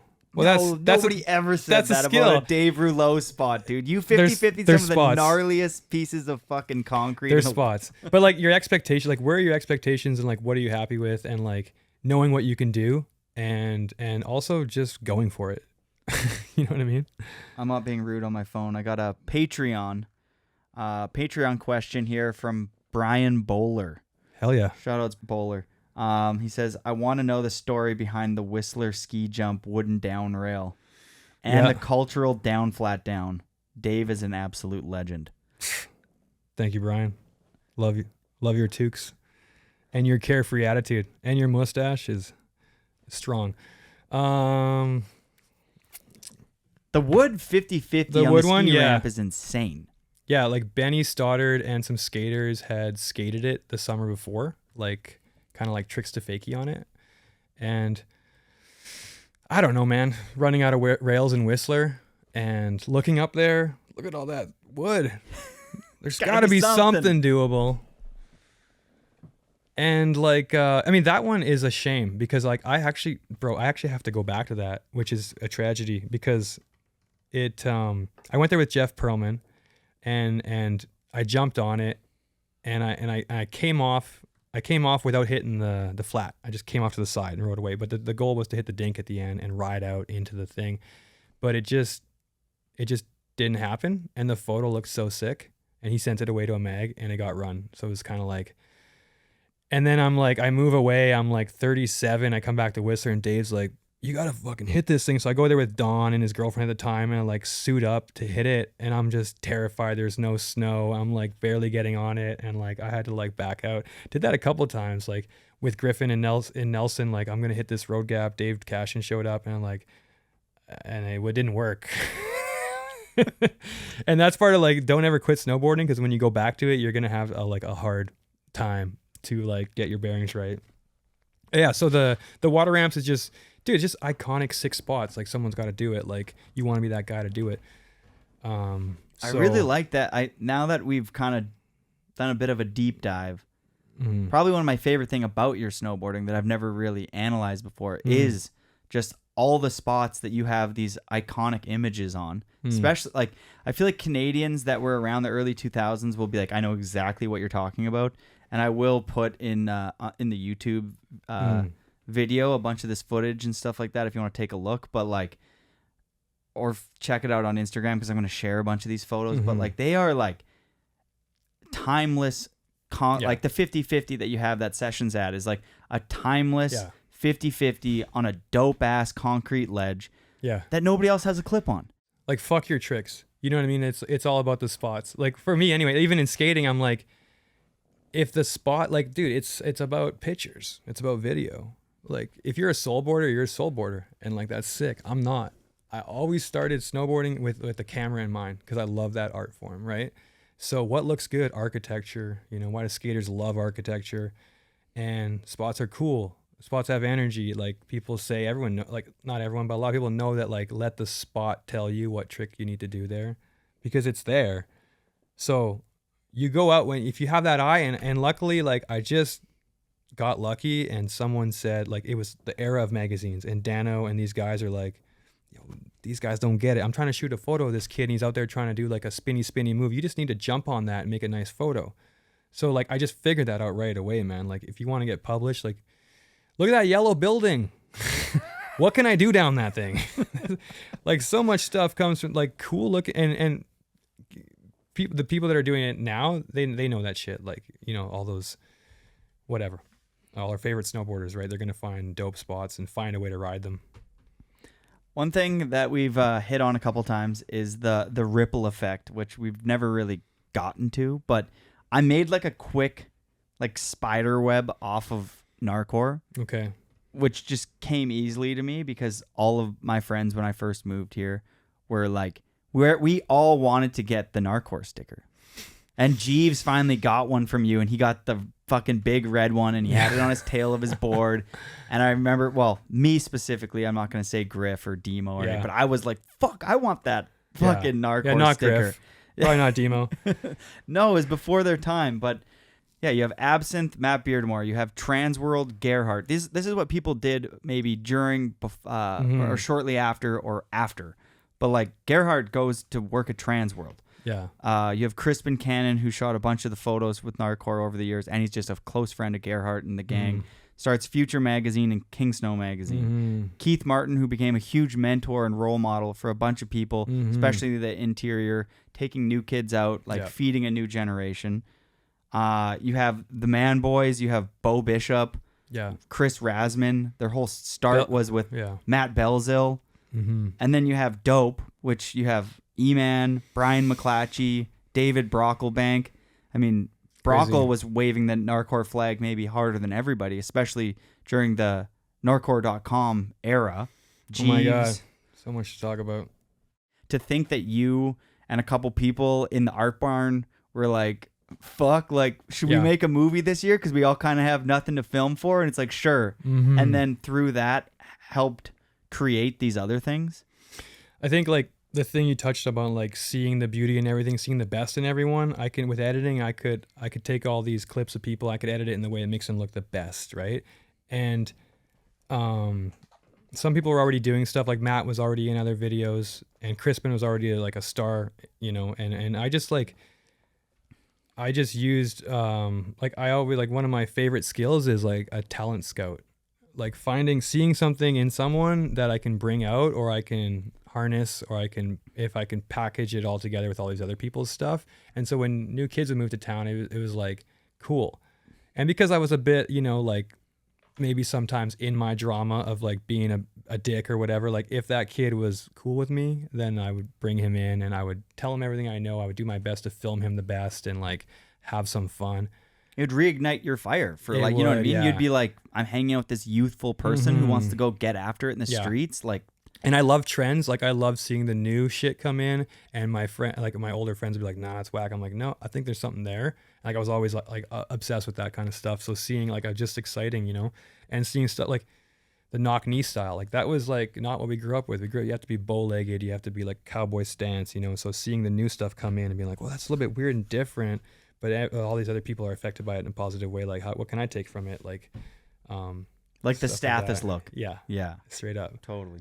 And then, yeah, like we did the first video with our friends, and it went good, and it made the second video happen. And then the third video was like, okay, we got some sponsors and stuff.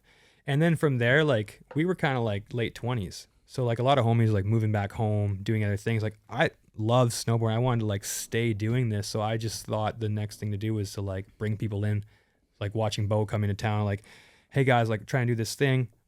And then it's like all of a sudden the internet hits, and I don't know, man, I'd been back home visiting. I was listening to CBC radio, and they're talking about a podcast, and they're talking about blogs and vlogs, and this was like 2006 or something, and I'd heard that, and I remember coming back to Whistler, like, we got to do something. Snowboard.com was a thing. You can have a page, and you can put your photos on the page. I could write a blog.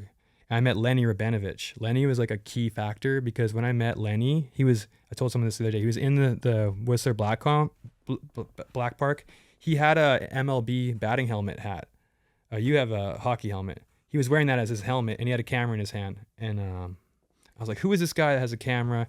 And he turned out to be like super knowledgeable. And he started push.ca with Matt Houghton, right? And he was the dude. He did so much work, so much videos. So when we were starting GNARCORE.com, And we found our friend Rob Smith, who just believed in what we were doing, was like, let me buy this domain name for you. Yo, the internet is dope. It's where it's at. And he was like, he had older friends that had made money off like buying domain names back in the day. He was like a lot older than us. And so he kind of like would partake this wisdom on us. And I was just like, I could feel a shift happening. And I was like, let's start a website. And it was like the barracks was new. So I was like, that's what we're going to do. We're going to do like content, videos, and it'll come out on Tuesday, on Thursday, right? So bought the domain name, and Lenny was there. Like I would post shit and he would be like, yo, the analytics on this were like really good.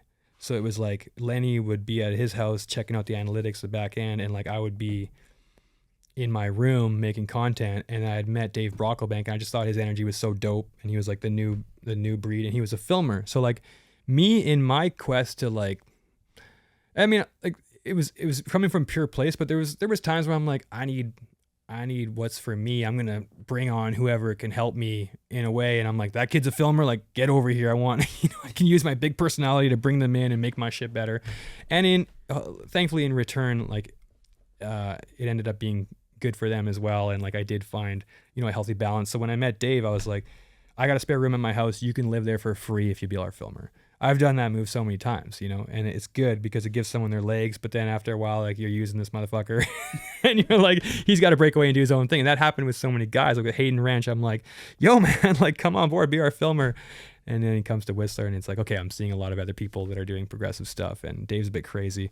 So, and it's funny that the video started in this awesome, pure way. And as I got a little bit older and as we did the website and other things happened, like my mental health was kind of going nuts. And like, I think that whole groove of like meeting people and bringing them in, like it, I don't know, it turned into, as much as it worked for a while, it stopped working for a while. I don't know if that makes sense. I want to put an emphasis on like how big this website was. Yeah. Like this was snowboard.com had just kind of started fizzling out. And the page that we would go to all the time was gnarcore.com. Yep. And then 2 years later, you meet this guy named Brockle. You give him a camera. He starts doing these. He had a camera. Yeah, he had a camera. Sorry, you give him an opportunity to be like, hey, you can be my filmer and we can post this shit online. He starts doing these walk in the parks. Yeah. Does one with Kuzik. He does one with Jeeves. He does one with Peanut. Everybody. And they kind of start blowing up. My friend Chris, who was doing all the Gypsy Mob stuff, is like, we got to get our shit on gnarcore.com. You two hit it off. You had a button for a bit. Yeah, and we had like a Gypsy Mob button on Gnarcore. And it was like, Derek Malinsky and Chris were making all these edits with the Winnipeg crew. And they were like getting like actual, like, they were getting a lot of exposure out of it. Mm-hmm. It was just the right time. Like you said, Transworld was the spot. Snowboard.com was like this huge, anyone that knows it, like at the time, it was like ahead of its time. Way ahead. And it was Facebook. It was a page. There was no feed yet. And Transworld was like a page, or there was Flash websites. You go to a website, there was moving things. All of a sudden there was this content-based website that was coming out, and that was like new. And it was just cool that like some people were like, nah. And I was like, yo, that's the thing to do.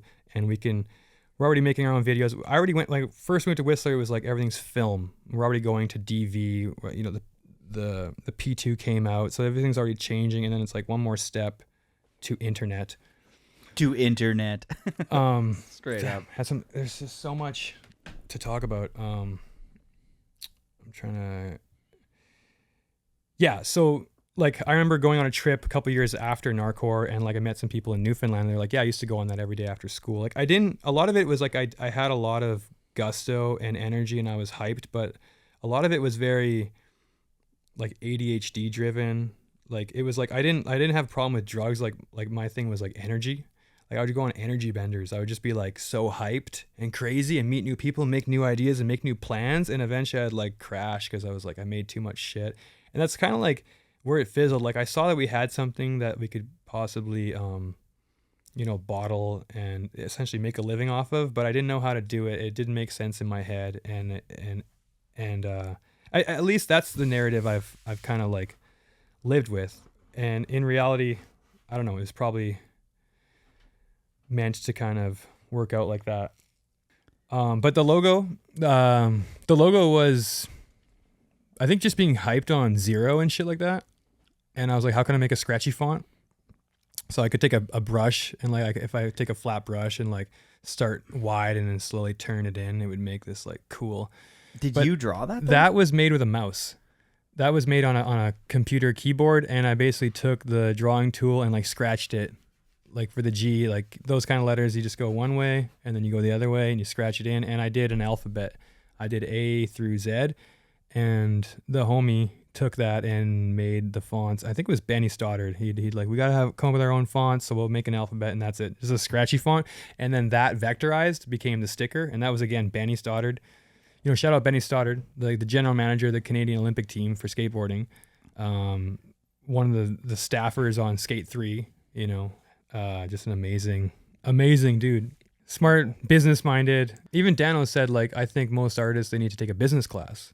Because that was my thing too. I was kind of like lost in how to do stuff, but I didn't learn yet how to figure it out myself, like how to learn how to do it, you know? So I just was maybe waiting for someone, just being youthful. I think that's where I was going with that youthful conversation was like, if you're doing it for long enough and then you hit your late 20s, you might have a bit of an identity crisis if you don't have the right kind of people around you to guide you.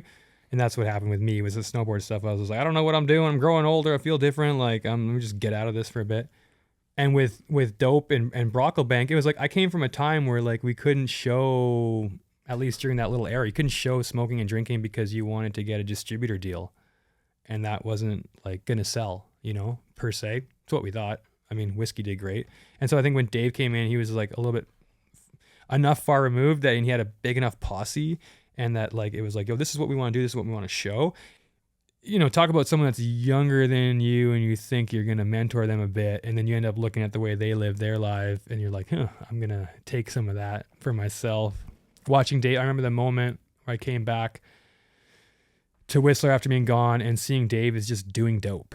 And like, that's it. And I'm like, people are like, what is he doing? How does he survive? You know, I'm like, check out this t-shirt I made. I sold it. Like, yo, he's just literally doing it. Like, there's no get rich moment. It's like grind through and do it.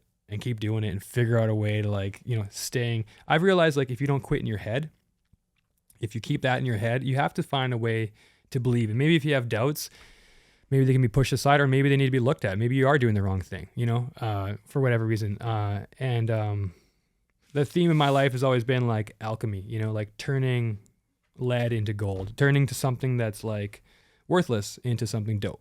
And, you know, like ancient, whatever, Chinese philosophy, a lot of philosophy says, you know, if you can find the silver lining, if you can find the positive thing, if something bad happens, if you can find a way that was good for you, whether it's because you learned something or whatever.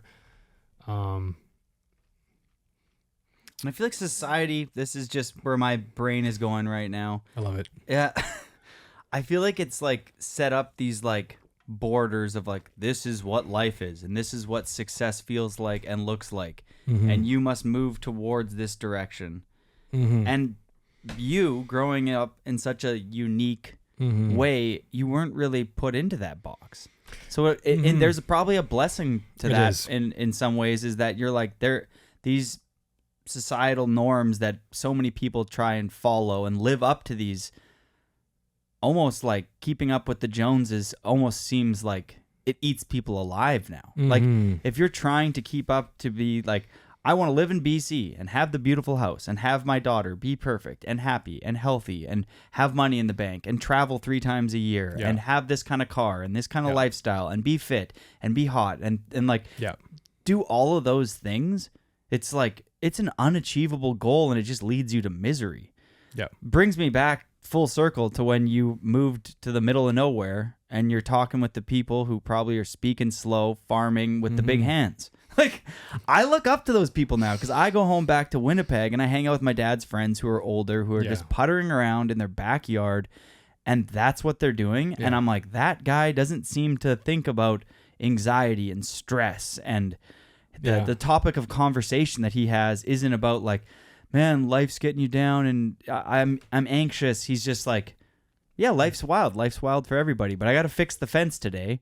The idea of like puttering around in a backyard near kind of nature, I think that's a recipe for health. Well, like wanting is like a double-edged sword, right? Because we need to want it to like achieve it and to know what you want. But too much wanting, it's just going to lead to like, I don't have it. I'm just wanting. I'm anxious. You know, whenever I do that, I'm like, okay, start being thankful. Let's start being thankful. Let's list off the things I'm thankful for. I start to feel better, more relaxed.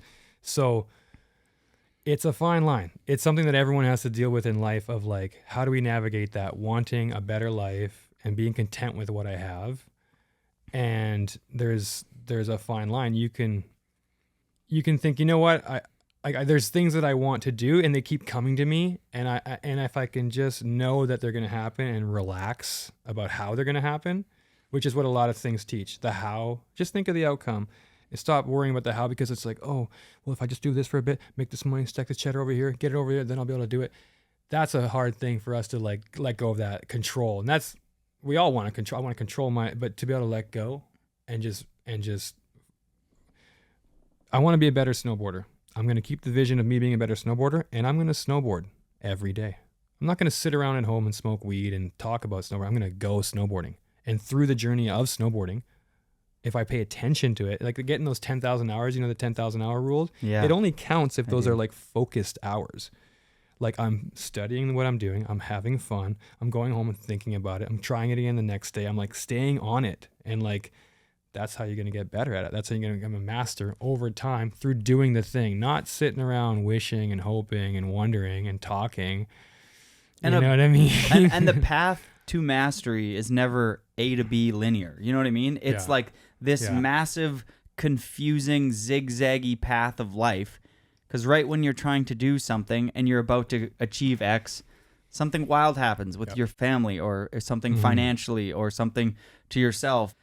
I come up with these ways to go from A to B, and it's never just this straight, simple line. And sometimes you're so close to getting to B, and then right before you fucking touch it, something crazy happens, and you're behind fucking A. But there's no consistent formula or recipe for one person to live their life, because nobody's life is the fucking same. We can try. You can like mimic, and it'll get you far. Like if you want to be a good writer, like open a Hemingway book and start writing it out word for word to feel what it's. That's what Hunter S. Thompson did. I want to feel what it's like to write those words. I'm going to mimic my favorite snowboarder, but at a certain point, you're going to come into your own, or you're not.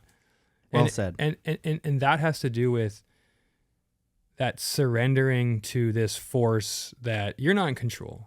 Like the wind is, the snow is. That shit comes in, you got no control what that does. That's the force. That's, you know what I mean? So sitting back and allow that to speak to me is like, what I've learned is like the greatest challenge is like, can I just chill on controlling and like wait for that omen, wait for that little coincidence, wait for that sign that I should go in this direction.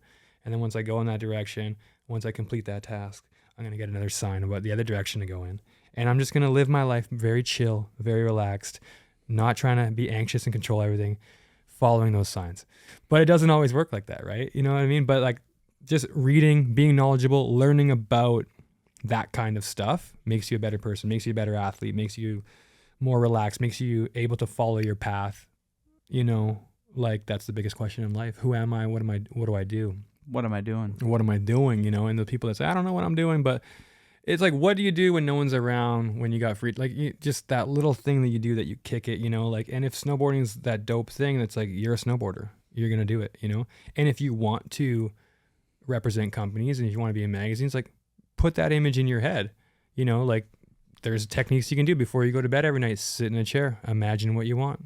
It literally works, but will you do it? Will you sit down and do that? And then will you go and do that thing every day as much as you can? I got to work.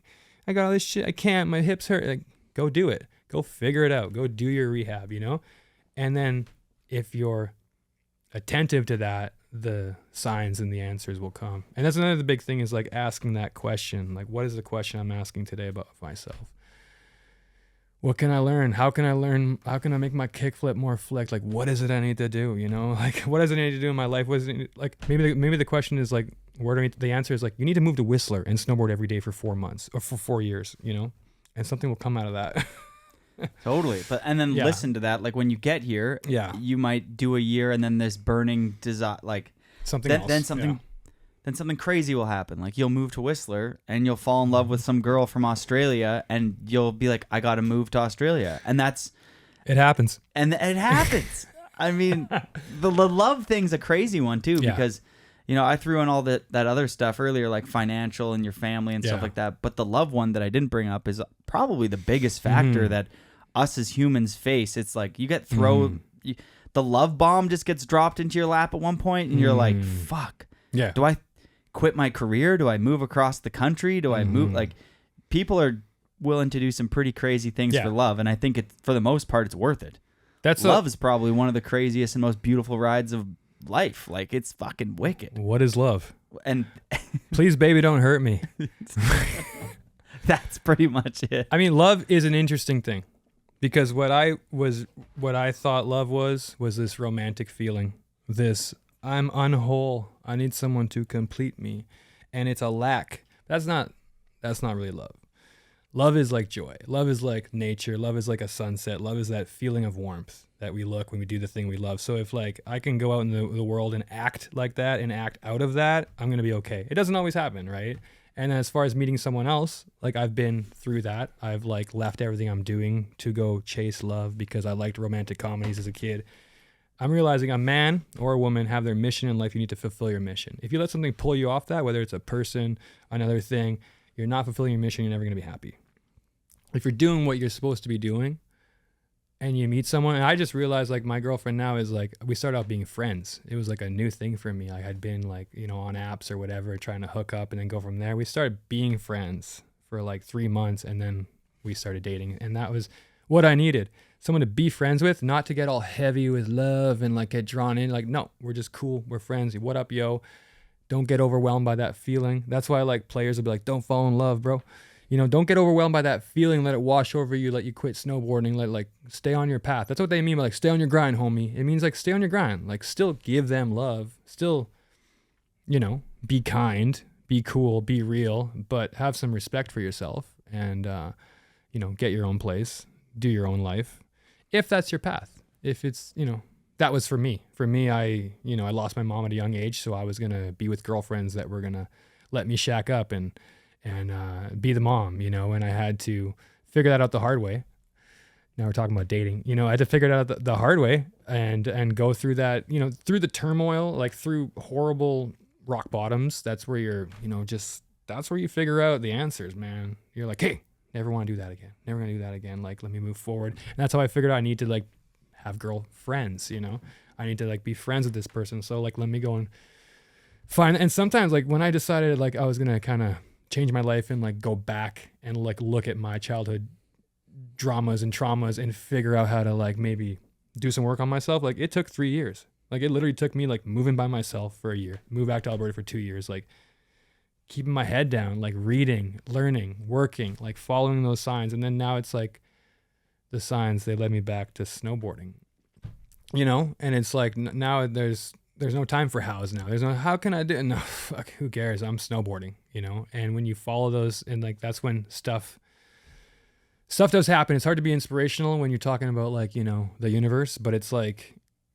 you got to figure it out for yourself. It's not about having faith or this and that. It's like, get out there and get dirty and like, don't, you know, when you're about to hang out with yourself and you're about to feel that pain, you're going to get into it. You go hang out with a friend or you go grab the bottle or you go grab a doobie. Like, don't.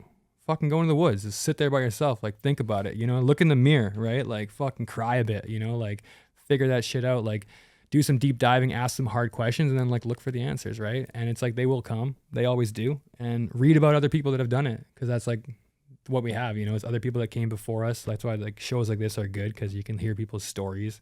That's what I learned the most, is like listening to other people's stories, reading people's autobiographies, observing other great people and how they did it. And we love a redemption story, right? We love like people changing their lives, and it's available for anyone to do.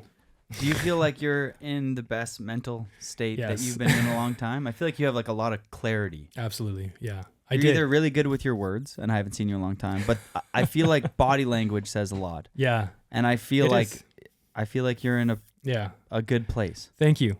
The last time I was in a good place, it was because I had a great girl. And I was like, that was great. But I realized like when she wasn't around or when I had to do stuff myself, like I still was missing something. So I had to like, that relationship had to end in order for me to hit rock bottom and to do some soul searching and to do some reading and learn about psychology and learn about spirituality and learn about direction in life, and figure it out. And you're never going to figure it out all the way, but like me taking that time, when people say do the work, there's all these key phrases now in the woke society, like do the work, hold the space, like it gets a little bit hard to listen to after a while, but the work means like, and some people just figure it out like that, I didn't. It took me a long time. And then like when I was with that girlfriend, I thought I had figured it out. I thought I was whole, and something came up, triggered me, started down a rabbit hole, and it's like, I feel good. And it's about, even eating right and being physically fit and showing up if you're bummed, if you're worried about something, like look into it, ask why, like research, like, why am I the way I am? And like stuff keeps coming up. Like I keep losing friends. I keep like fucking up at work. Like what's going on? Like, you know what I mean? Like if you come from like, an upbringing that's like not really like safe and straight, if you've come, and that's an indication, like, if you got issues, if you got problems, if you look back in your past and there's certain things that weren't like, they were like, and they are for everyone has that, like you look back, doing the work means taking days of looking back and just thinking about it and asking why that happened and tracing it back. And my friend brought up like the 5 whys. I want a brand new sports car. Why? So people look at me and think I'm cool. Why? Because I want people to think I'm cool. I want to be loved. Why? Because I didn't get that when I was 5. I really wanted that. Why? Because my dad wasn't there. Why? Well, that's not, I had no, power in how that happened. So that's just the way it happened. Then, okay. Then I'm, you know what I mean? It kind of like breaking stuff down. Like, dude, there's a lot of balls to like look at yourself, you know what I mean? And like fix yourself and shit. And like, I just always been like, I just want to like progress. I want to like be better, do better. And like, I tried to like settle in, like, if you're not following your path in life, if you veer off and you do something you're not supposed to be doing in a sense, and you're unhappy, do you got the balls to pull away from that and start all over again? Like I've done that like 5 different times. Like this last time I was like, never again. I'm never going to start over again. I'm like getting it right this time, And I feel lucky to be snowboarding again and skateboarding again, because I feel like if you don't do it, like it used to be like, you don't do it before 30, if you don't figure your shit out, like you're not going to be able to do it like at 60 or 70 or whatever, right? So it's like, I did stop snowboarding and I did say I'll never do that again, because getting back into it was just horrendous. And I was like, I'll never. And finally at a point where I just spent the last 3 years like grinding, doing stupid shit that looks dumb. Now I feel better. Now I can pop better. Now I can, you know what I mean? So it's like, it's all mindset. When you learn, like, start researching mindset and what's capable, like it's insane. And like, how can I put my mind, if I'm in mud, how can I fucking imagine myself in a clear zone? Like you got to find, it's like the person's disabled and they can move one toe. I moved one toe, and next thing I know, I'm like moving my legs and I'm walking again, I'm running. That's all you need. You need one little glimmer, right? And if you're willing to like, be like, I surrender to like control, and like you're gonna get that little glimmer. You're gonna get some the universe. Someone's out there looking for. Someone out there wants you to do the path that's meant for you. You know what I mean? And then when you get that aha moment, it's like, okay, do I have the balls now to like follow through with this? And do I have the balls the next day, 2 days later when I'm having doubts about it, And for me, it just came with researching that this is how human brains work. Like you will have doubts. You will second guess yourself. Okay, everyone did it. Okay, then I'm fine. Let me just put that out of my mind. Stay in a positive state of mind. Keep moving forward. It's not beneficial that the human brain is hardwired to go in the path of least resistance. And the path of least resistance doesn't bring anybody joy. Then you stay in your comfort zone, and nobody who hangs out in the fucking comfort zone ends up being fucking happy, inspirational, a good partner. The list goes on. You have to eventually, when you set yourself up in this little nest, eventually you got to be like, okay, I need to get out of the nest and I need to push myself. Climb the mountain. Like do the work. Like it's like, I read this recently. It was like where we turn into a society that's seeking pleasure, shying away from pain. But like all the best things come from pain. You want to be ripped, a little bit of pain. You want to get good at something, there's some pain involved. You want to get a tattoo, it looks cool, pain involved. You want a beautiful child, you want a beautiful baby boy, pain. Right? Great so it's for like, a board, some pain. Yeah. Seriously, it's hard to do that. Absolutely. Great kickflip. There's some pain. Some rolled ankle. Especially if you don't get lucky and do it right away, learn it right away. If you got to put your time in, like I learned how to heel flip in 2 weeks, and like it's been 20 years of the kickflip. You know, I just today I'm like relearning my kickflip. Hallelujah. This is great, by the way, Jody. I like this. I love your pod. I love your little closet that we're in. I love Whistler. I love life. I love airtime. I love getting airtime. Cheers. Absolutely. What would you like to see in snowboarding more these days? I'm seeing it.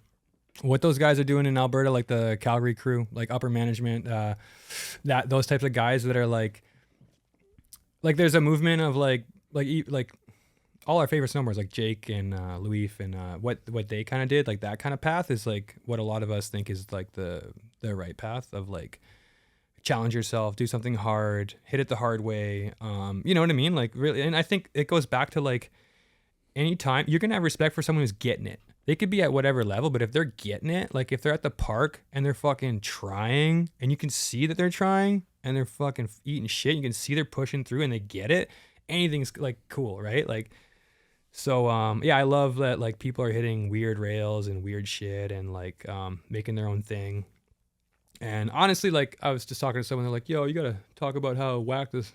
I think it's in a great position. I think it's all about how you look at it. Don't look at the stuff you don't want to look. Look at the stuff that's cool. Look at the stuff you think is cool. And I'm just lucky I live in Alberta, and I think those guys are killing it. Like everyone in Calgary, like the Westburys and like Quinn and like those guys, Jesse Jarrett. Yeah. And what they're doing like with the art, like that's what I would have wanted to come out of GNARCORE. You know what I mean? Like they're pushing themselves to hit iconic spots, gnarly shit, pushing themselves to like, or maybe they're just that good to like do it proper, make it bolts, and keep doing it. You know, what I want to see in snowboarding is like what Dave Brocklebank is doing. He's not quitting. he's keep doing it. It's like whether like the argument is like, but it doesn't make money. Like we need to get away from that. Like go work your job and in the weekends and on the evenings go snowboarding, because snowboarding needs that. It needs the love. You know, it needs like people doing it, people skating. It's we always compare it, but it's like you can skate in your driveway. You know, in California there's a huge scene. Like people will always skate because they love it. And those are our favorite snowboarders. Like he's just out there in the park, like just doing it. Like no one's around filming it. Like we love that, right? Like, so like do that. Do it like to get it. Be like a surfer, like where it's like, I'm just getting it. That's what I do. I'm a surfer, you know? Like I've never surfed in my life, but when you're like, when we own it and when we don't like, oh yeah, I guess it's all right. It's like not skating. No, fucking it's the shit. It's dope. Snowboarding is rad. If you're not doing it, you're missing out. That's what I told the skaters in Hamilton. I was like, if you're a skater and you get it and you don't snowboard in the winter, you're whack. That plot twist. You're like, bet you didn't see that coming. You're missing out. But all the best, they all do it. You know, you see Sasha Daly out there boarding, you know. Well, let me ask you this. Yeah. What kind of advice would you give to a young David Rouleau out there? You know, I used to think up until a couple weeks ago, I used to think it was go to school and get a trade and then keep snowboarding as well, because then you'll have a fallback. But no, the advice I would give myself is keep doing it, believe in yourself, and keep doing it. Yeah, but it all leads to something. You know, you make a bunch of good movies, you make some bad movies, it leads you to like leave or quit, and then you learn, and then you come back, and then you have more strength and knowledge. You know, so if you find something that you love, let's say someone who's listening to this loves carpentry. Yes. Like, and they're, you know, working their way up. Their company just fell apart. They're starting from the bottom again. Just keep going. Sometimes you got to stop and take a trip, you know. Sometimes you got to go into the woods and just contemplate life. I love the woods. You got to go to the woods. There's definitely some people that are listening to this that are like, fuck, I should go to the woods. And you should. Go to the woods, sit on some moss, you know, let the sun hit your face and just breathe in the leaves and just ask those tough questions, man, you know, and wait for the answer. Yeah. I actually need to do that. Tomorrow, I'm going on a hike with my newly, the dog? my wife and dog, and I need to do that because, but even for the podcast, every once in a while you need to like take a like, what are you trying? What's the big picture here? You know, you're trying to inspire people through conversations with rad individuals who share a similar passion, whether it's in snowboarding, photography, or whatever. Yes. But like, what's beyond that? And like, what am I willing? Like, because the conversation that we're having is a very small part of, and then the rest of it is, you know, post production and stuff like that. And it's like, well, a lot of that you're just staring at a computer and then you get a headache and you're fucking, you know, working on your computer till 10 p.m. and your wife's like, can we go for a walk tonight? And then you realize she went to bed and you missed the day, and those things start compiling, and you're like, fuck, like you have to check yourself and you have to go sit on some moss and then be like, okay, like what are some things I can do so I don't have to, you know, be up till 10 p.m. And a lot of that is structure a life that works for you, and that's building routines.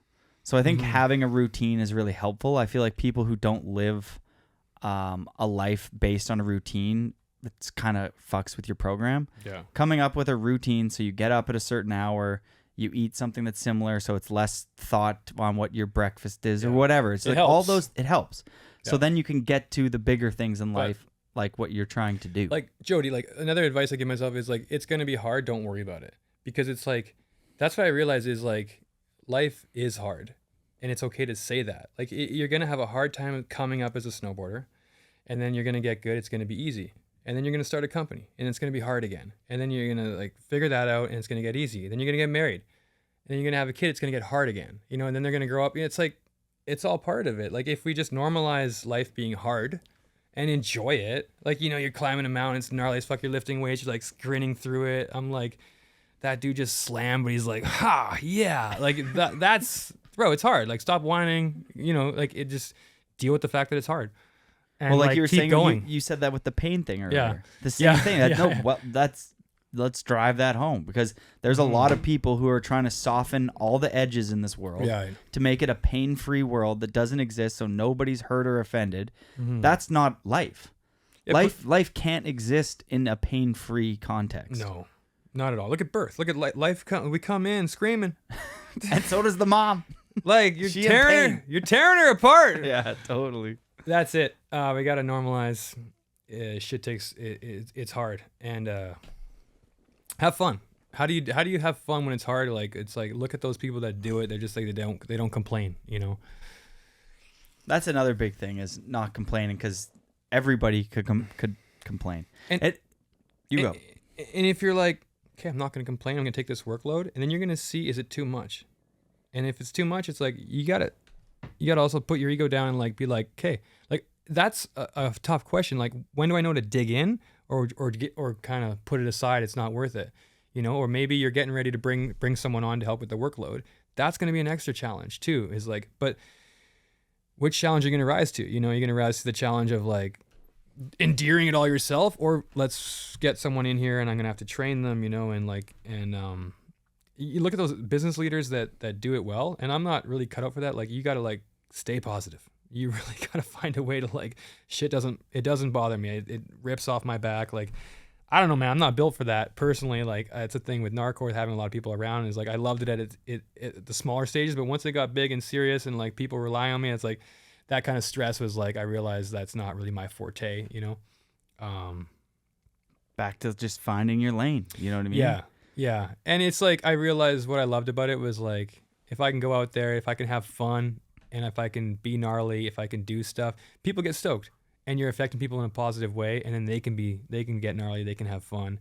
And dude, go out there with a good attitude, like affect people in a positive way when you're doing your shit. You know, don't fucking hang your laundry out. You know what I mean? For everyone to see, like you're having a bad day. Like, don't go to the park that day. Like, just go check yourself. Go to the woods, have a little cry, you know, like, well, sometimes talk to the big man. Sometimes you change a lane to just find out you never wanted to be in that lane at all. But you got to change the lane. Trial and error, right? Big time. Yeah. You're right. Yeah. You're right. We got one last question here. Patreon member. Thanks to all the Patreon members for supporting the podcast. You guys are the best. Visit patreon.com Airtime Podcast if you want to support the show because you like conversations like this. Asami asks, hey Dave, it's Asami here. A few years ago you had drain skateboards. I want to hear you talk about that and the idea behind that. Asami, shout out. That guy's on the come up, doing great things. There's an example of a guy who's keeping it positive. I I don't know, when we did like Help Us on the Way, I remember like when it finished, I was like, I should move to the city and do skateboard stuff. But I didn't. My friends were like, yeah, you stay here. This is going good. Da, da, da, da. So fast forward, when I broke up with my girlfriend that I was with at the time in 2018, I was just like in a job I didn't want to be doing, followed her across the country just for that reason. And I started hanging out with these kids at the local skate shop in Hamilton. And I started, like, I helped the homie, Sean Shimada.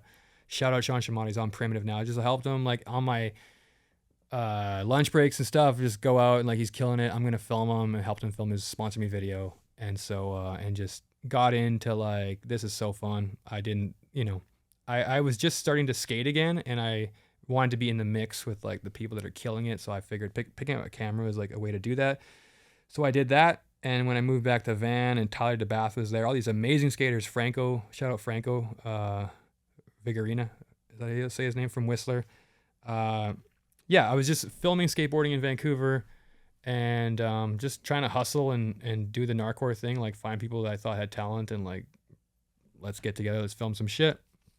And just always getting clips and trying to get people on companies and like trying to get companies to notice is like, let's make some decks. And so that's where that came from. Like for a hot second, I had a little skateboard company, a skateboard brand, just basically bought some decks off of trying to figure out first where to buy the blanks and then getting the blanks. And then I just hand painted some blanks and I was just making some boards and I put the word drain on them. I don't know why. I think it's because I had an Instagram page, like a burner account that was like drain my main vein. And it was like my main vein is my phone. I'm just going to do like photo dumps all the time. So that started there. And that's it. It just like wasn't the right time to do it. And so I gave Isami a board. Sick. That's super dope. 10 questions for you. Actually, before we get to these questions, I had a text message from none other than... I hope I answered all the questions. Like, I feel like there's... Dude, you've been absolutely killing it. Thank you. This question is from Crispin Cannon, who worked at Future Magazine, King Snow Magazine. Owned. And doesn't it own some of King? I don't know. Maybe he I don't sold know if it. he's there anymore. Yeah, maybe he sold. Major legend. Yeah. Anyways, huge legend, photographer, and has made a lot of people look good. Look good behind the. I mean, he's a huge.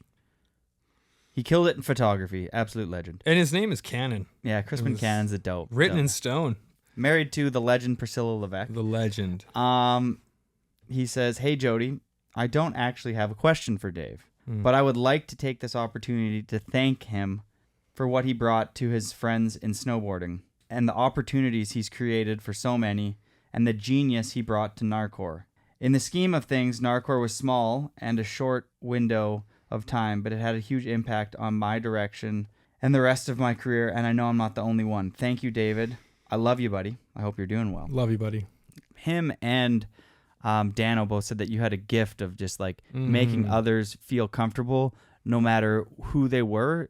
Dano actually said it wouldn't matter if you were a homeless person on the street or the richest person in the world, Dave would still give you like the time of day, which I think is really inspiring. From a lot of my family is from like a lower income. Yeah. And like, I don't like when people treat people differently depending on their social status. Yeah. So I mean, that's just, yeah. We do it for different reasons, Sometimes it's just out of like safety. Yeah, safety's one thing. I want to keep myself. I don't want to associate with. It's the thing to do. You got to surround yourself with like-minded people. But I don't know. Somewhere in my upbringing, like I was privy to the fact that if you believe that the world is made up of energy, and you believe we all come from the same place, then we are all connected from the same energy. And that always stuck with me. And I was just like, everyone has a purpose. Everyone deserves love. And it's hard to like, when people are fucking with your energy, how are you going to love that person, right? But that is part of my upbringing on the farm and stuff. We would get taught that even if that guy is being aggressive towards you or a certain way, it's like, it's not who he is. It's just coming from something else that happened to him. And if you can be kind to him, it might change his life. And I think I just took that to heart, and you see that happening, it gets addictive. And like, I love it. I get off on like, just, if I can have a conversation with someone and like they're having some tough questions, I can just like show a little insight, and to see them change. And sometimes you need that. We don't. Not everyone has like good people to tell you how it is. And yeah, thanks to Dano and Crispin, like those dudes were monumental. Like I really looked up to them. I loved the photographers. Like the photographers were my best friends. And yeah, it's part a gift and part me wanting to please everyone and part me wanting everyone to love me, you know, and those things probably all mesh together. And dude, it's like I cook a lot. I cook for my friends, and like when they enjoy it, it's like I told my friend that I was like, yo, that's the reward. It's like you're like, oh, they're like, why do you cook? I'm like, yo, you just so when you can like affect someone in a positive way and you see how it like if you get a little dopamine from that yourself, in a sense, I'm like, yo, it's selfish because I'm like. I'm not. It's not, but it's like you know, you might think you're helping someone else, but you're also you're adding energy to yourself, you know. And I've always just been charged like that, like running around Whistler, meeting people, like you know, the book, The Celestine Prophecy that I read, it talks about when you meet someone, you know, if you're gonna be rude or if you're gonna be aloof or if you're gonna be overbearing, you might not get the message from them you're supposed to. If you believe that, you know, we direct our lives, but things kind of happen. You know, certain things are meant to be. So if someone comes into your path, maybe it was kind of like meant to be. Well, maybe they have some information for you that's going to help you on your journey. Maybe you have information for them. And if you can have a fair exchange, you can see people rise because of that. Like if I can, you should meet this guy. You see what he's doing. And I learned like introductions like that from Dano, like, this is Jody. He's a snowboarder. Hi, this is Crispin. He's a photographer. He also does this, and he's also really good at this. And some people are like embarrassed to have you. Like I've had friends embarrassed to have me introduce them like that. But it's like, bro, you're not. You're never gonna be bummed to get that formal introduction from a homie. And I just learned like that. No matter like where I came from, I learned that you can present yourself verbally. And you can clean yourself up, you know, and you can talk to people, give them eye contact and like be formal. And I learned like you can get really far doing that. You know what I mean? By like just connecting with people, listening to them. And yeah, maybe that was also like my little path, you know, my talent has always been like, I'm going to inspire someone by either what I'm doing or like being heartfelt, you know, being like real. Like in Whistler, you'd meet all these people, go to the bar, they have a couple of drinks. Boy, I hear the real story. I just had that naturally always. Like I always was able to like, and it was like to my benefit or to my downfall. Like either you're spilling too many beans or else you're like giving someone a little piece of your heart that you're explaining to them how that affected you. And that just really helps them in a good way because that's how we grow. We like talk and listen to other people and like hear their stories and relate it to ours and stuff. And if you're not sharing, you know, in an adequate way when you meet people, like, are you going to be progressing, you know, on your path that you should be, or are you going to be stifled? You're going to be bummed. You're going to be like, I don't know, you know, like get out there and do things and talk to people. And I like the talk to people thing because you never know, the random person at the bus stop might be the coolest person you've talked to in a long time. And we got a similarity. We both have the gift of gab. Like we like to gab. When I was a kid, my parents used to pay me to stop talking. Like, I'll give you $1 on this road trip if you just stop talking. So make it 2. I'm in. Exactly. You already lost. We could drag this back at the end here just to some quick bullet point snowboard questions. Who are your sponsor? You were on Capita, Sessions, Tech 9. Yeah, it was like rotating, like, and it would like some of them would hang out for a couple of years, but like it was like Lamar was my first sponsor. I got a couple decks, and then I got on Capita. Like I went to the trade show, made my sponsoring tape, and I got a box. And I remember hearing like, if you get a box, go out and shoot with it and send the photos right away. So I would just do that. And then I think I was on the Canadian national team for GNARCORE, whatever that means. Like just, I remember thinking like, I'm not even pro. Like I'm not there, but like other people would, hey, you're pro. Like you're that dude. I'm like, cool.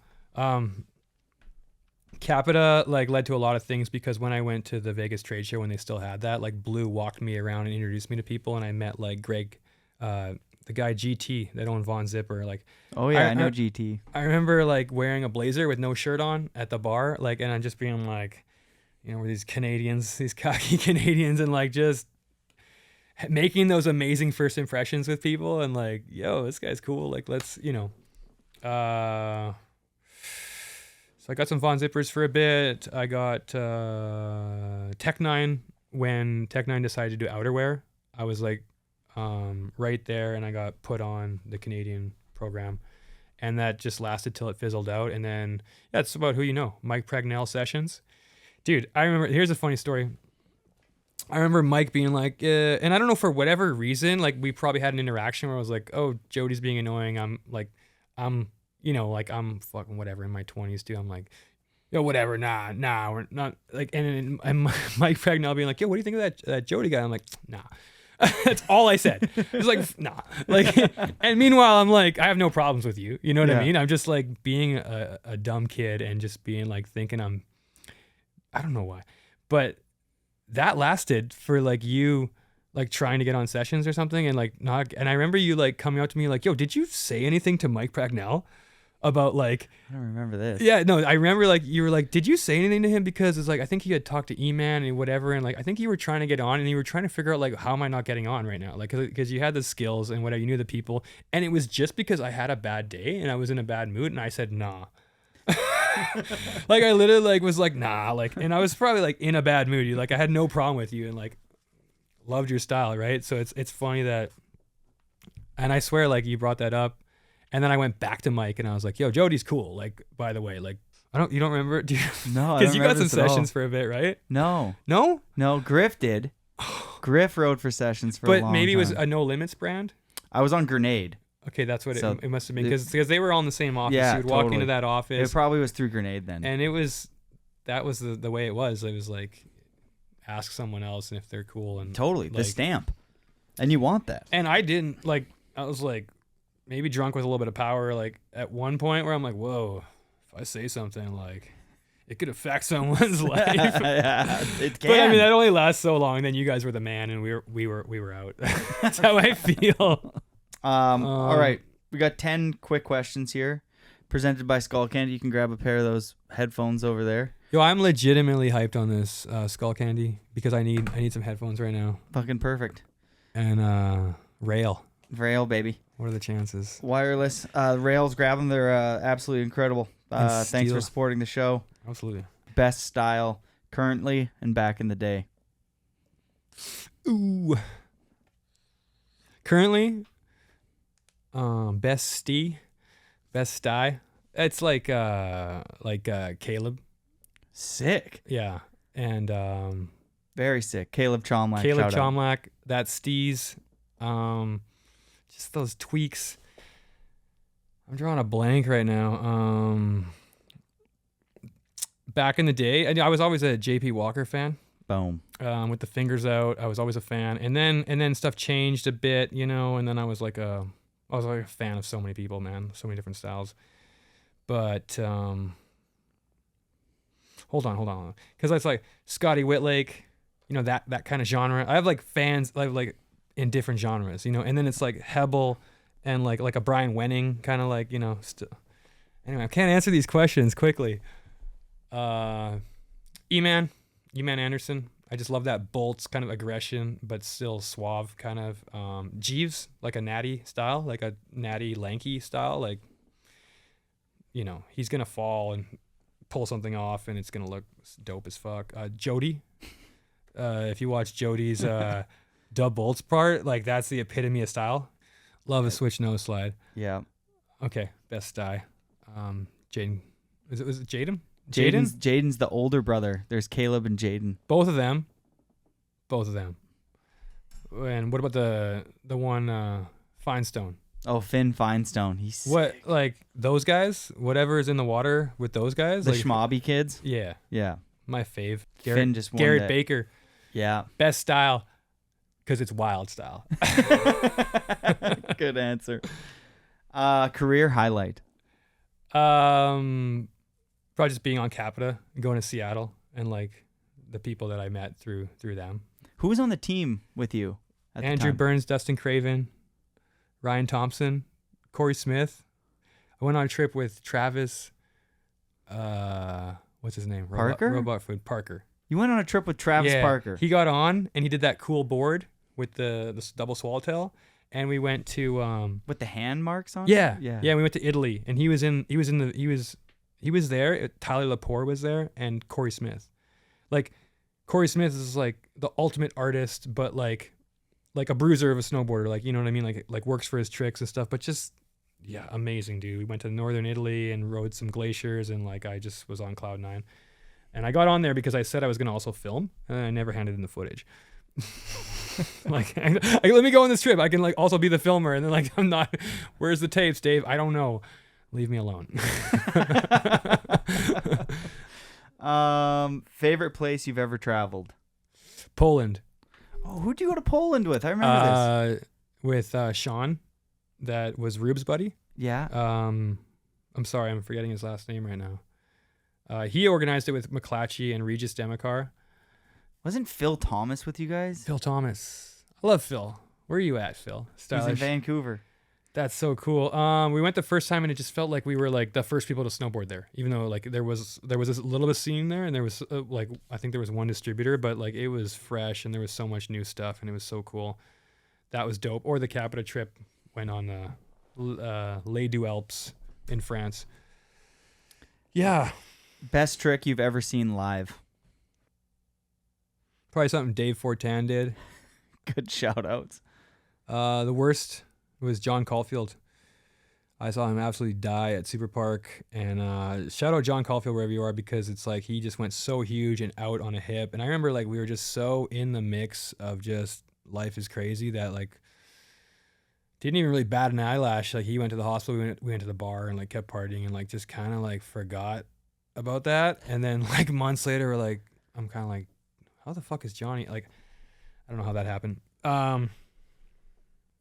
Yeah, Dave Fortan. Everything Dave Fortan has done that you witness in person. Most underrated rider? Andre Benoit. Ooh. Good answer. Damn. Shout out to Andre. Mr. So-and-so. Mr. So-and-so. Yeah, dude, he's still like riding Black Park and going big. Respect. And it's still... He'll probably be surprised that I said that, but like, I know. Yeah. I see Andre shit. and Robin still ride the park as hard as they did when you first met them in 2001. That's respect. Yeah, absolute legends. What keeps you up at night? My next move, always. I figure it out, then I go. And then you got to get to that next step, and you're like, what? What is that? Right now it's... I don't know. Favorite snowboard movie? Love, Hate. Good answer. One area of your life you'd like to improve on? Probably like organization of like financials. A constant work. Who is the GOAT? E-Man was the first guy that came to mind. Yeah. Fuck. I don't want to pump his ego up anymore, but like, you know, Travis Rice is like a GOAT for sure. Terrier. E-Man. Yeah, I like the E-Man. Short answer. Yeah, let's keep it at that. I'm not going to throw T. Rice in the mix. All right. Last and final. What's next for Dave Rouleau? What's next? There's some things that are next. So I'm building skateboard boxes in my garage right now. I'm skateboarding all summer.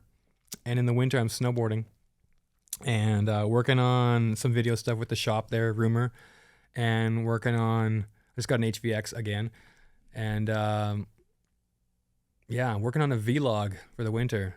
Fuck yeah. So how can people tune in? We're launching it.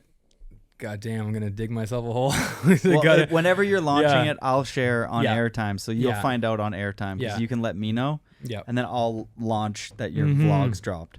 Basically, like chilling in Edmonton, chilling in the prairies, and staying there and snowboarding with what we have, and try to make a vlog out of it, trying to show people like just getting up, where are we going to snowboard, how are we going to do it, and there's a process. Everyone lives in a different place. They all have a process. We got our process in Edmonton. The snow is dry, you know, the drop-ins, all that shit. That's all part of it. So my goal is to somehow capture that all and make a YouTube that's like consistent, like coming out every week. So that's why I'm like, fuck, it's going to be gnarly. But that's kind of like what's keeping me up at night right now is like, am I going to do that? I've had this idea. It sounds like a great idea, but okay, now we got to go through with it. That does So, sound like a dope idea. Thank you. And the journey, and just I'm gonna be in front of the camera a lot more. And so thankfully my friend Potts is gonna be shooting, and yeah, just focusing on being in front of the camera more and just showing people the process of like a guy my age like trying to get it in the streets. I think it sounds the dope. people I meet, you know how it is when you're out there and you're vibing, you like meet some homeless guy and someone comes out of their apartment and like this happens and that happens, like that kind of shit. So I just hope it goes good. And I'll keep you tuned, yeah. And it's called Core Loki is the name of the channel, so it's coming soon. All right, well, make sure you tune into that. Thank you for tuning in, everybody. Thanks for coming on, Dave. That was dope. What a journey. What a journey it's been. It has been a journey. A good one at that. And I think there's definitely a lot of take home. And my biggest take home is go sit on some moss. You got closing words for these folks? You know what? Head to the woods. Have yourself a nice little cry. Stare up at the sun. You know, let it bathe you, your face. And closing words. You know, just in the words of Pop Ral, let's keep getting it. Here. That's it. That was dope. Thanks for coming on, Dave. Oh, thank you so much, bro. Peace.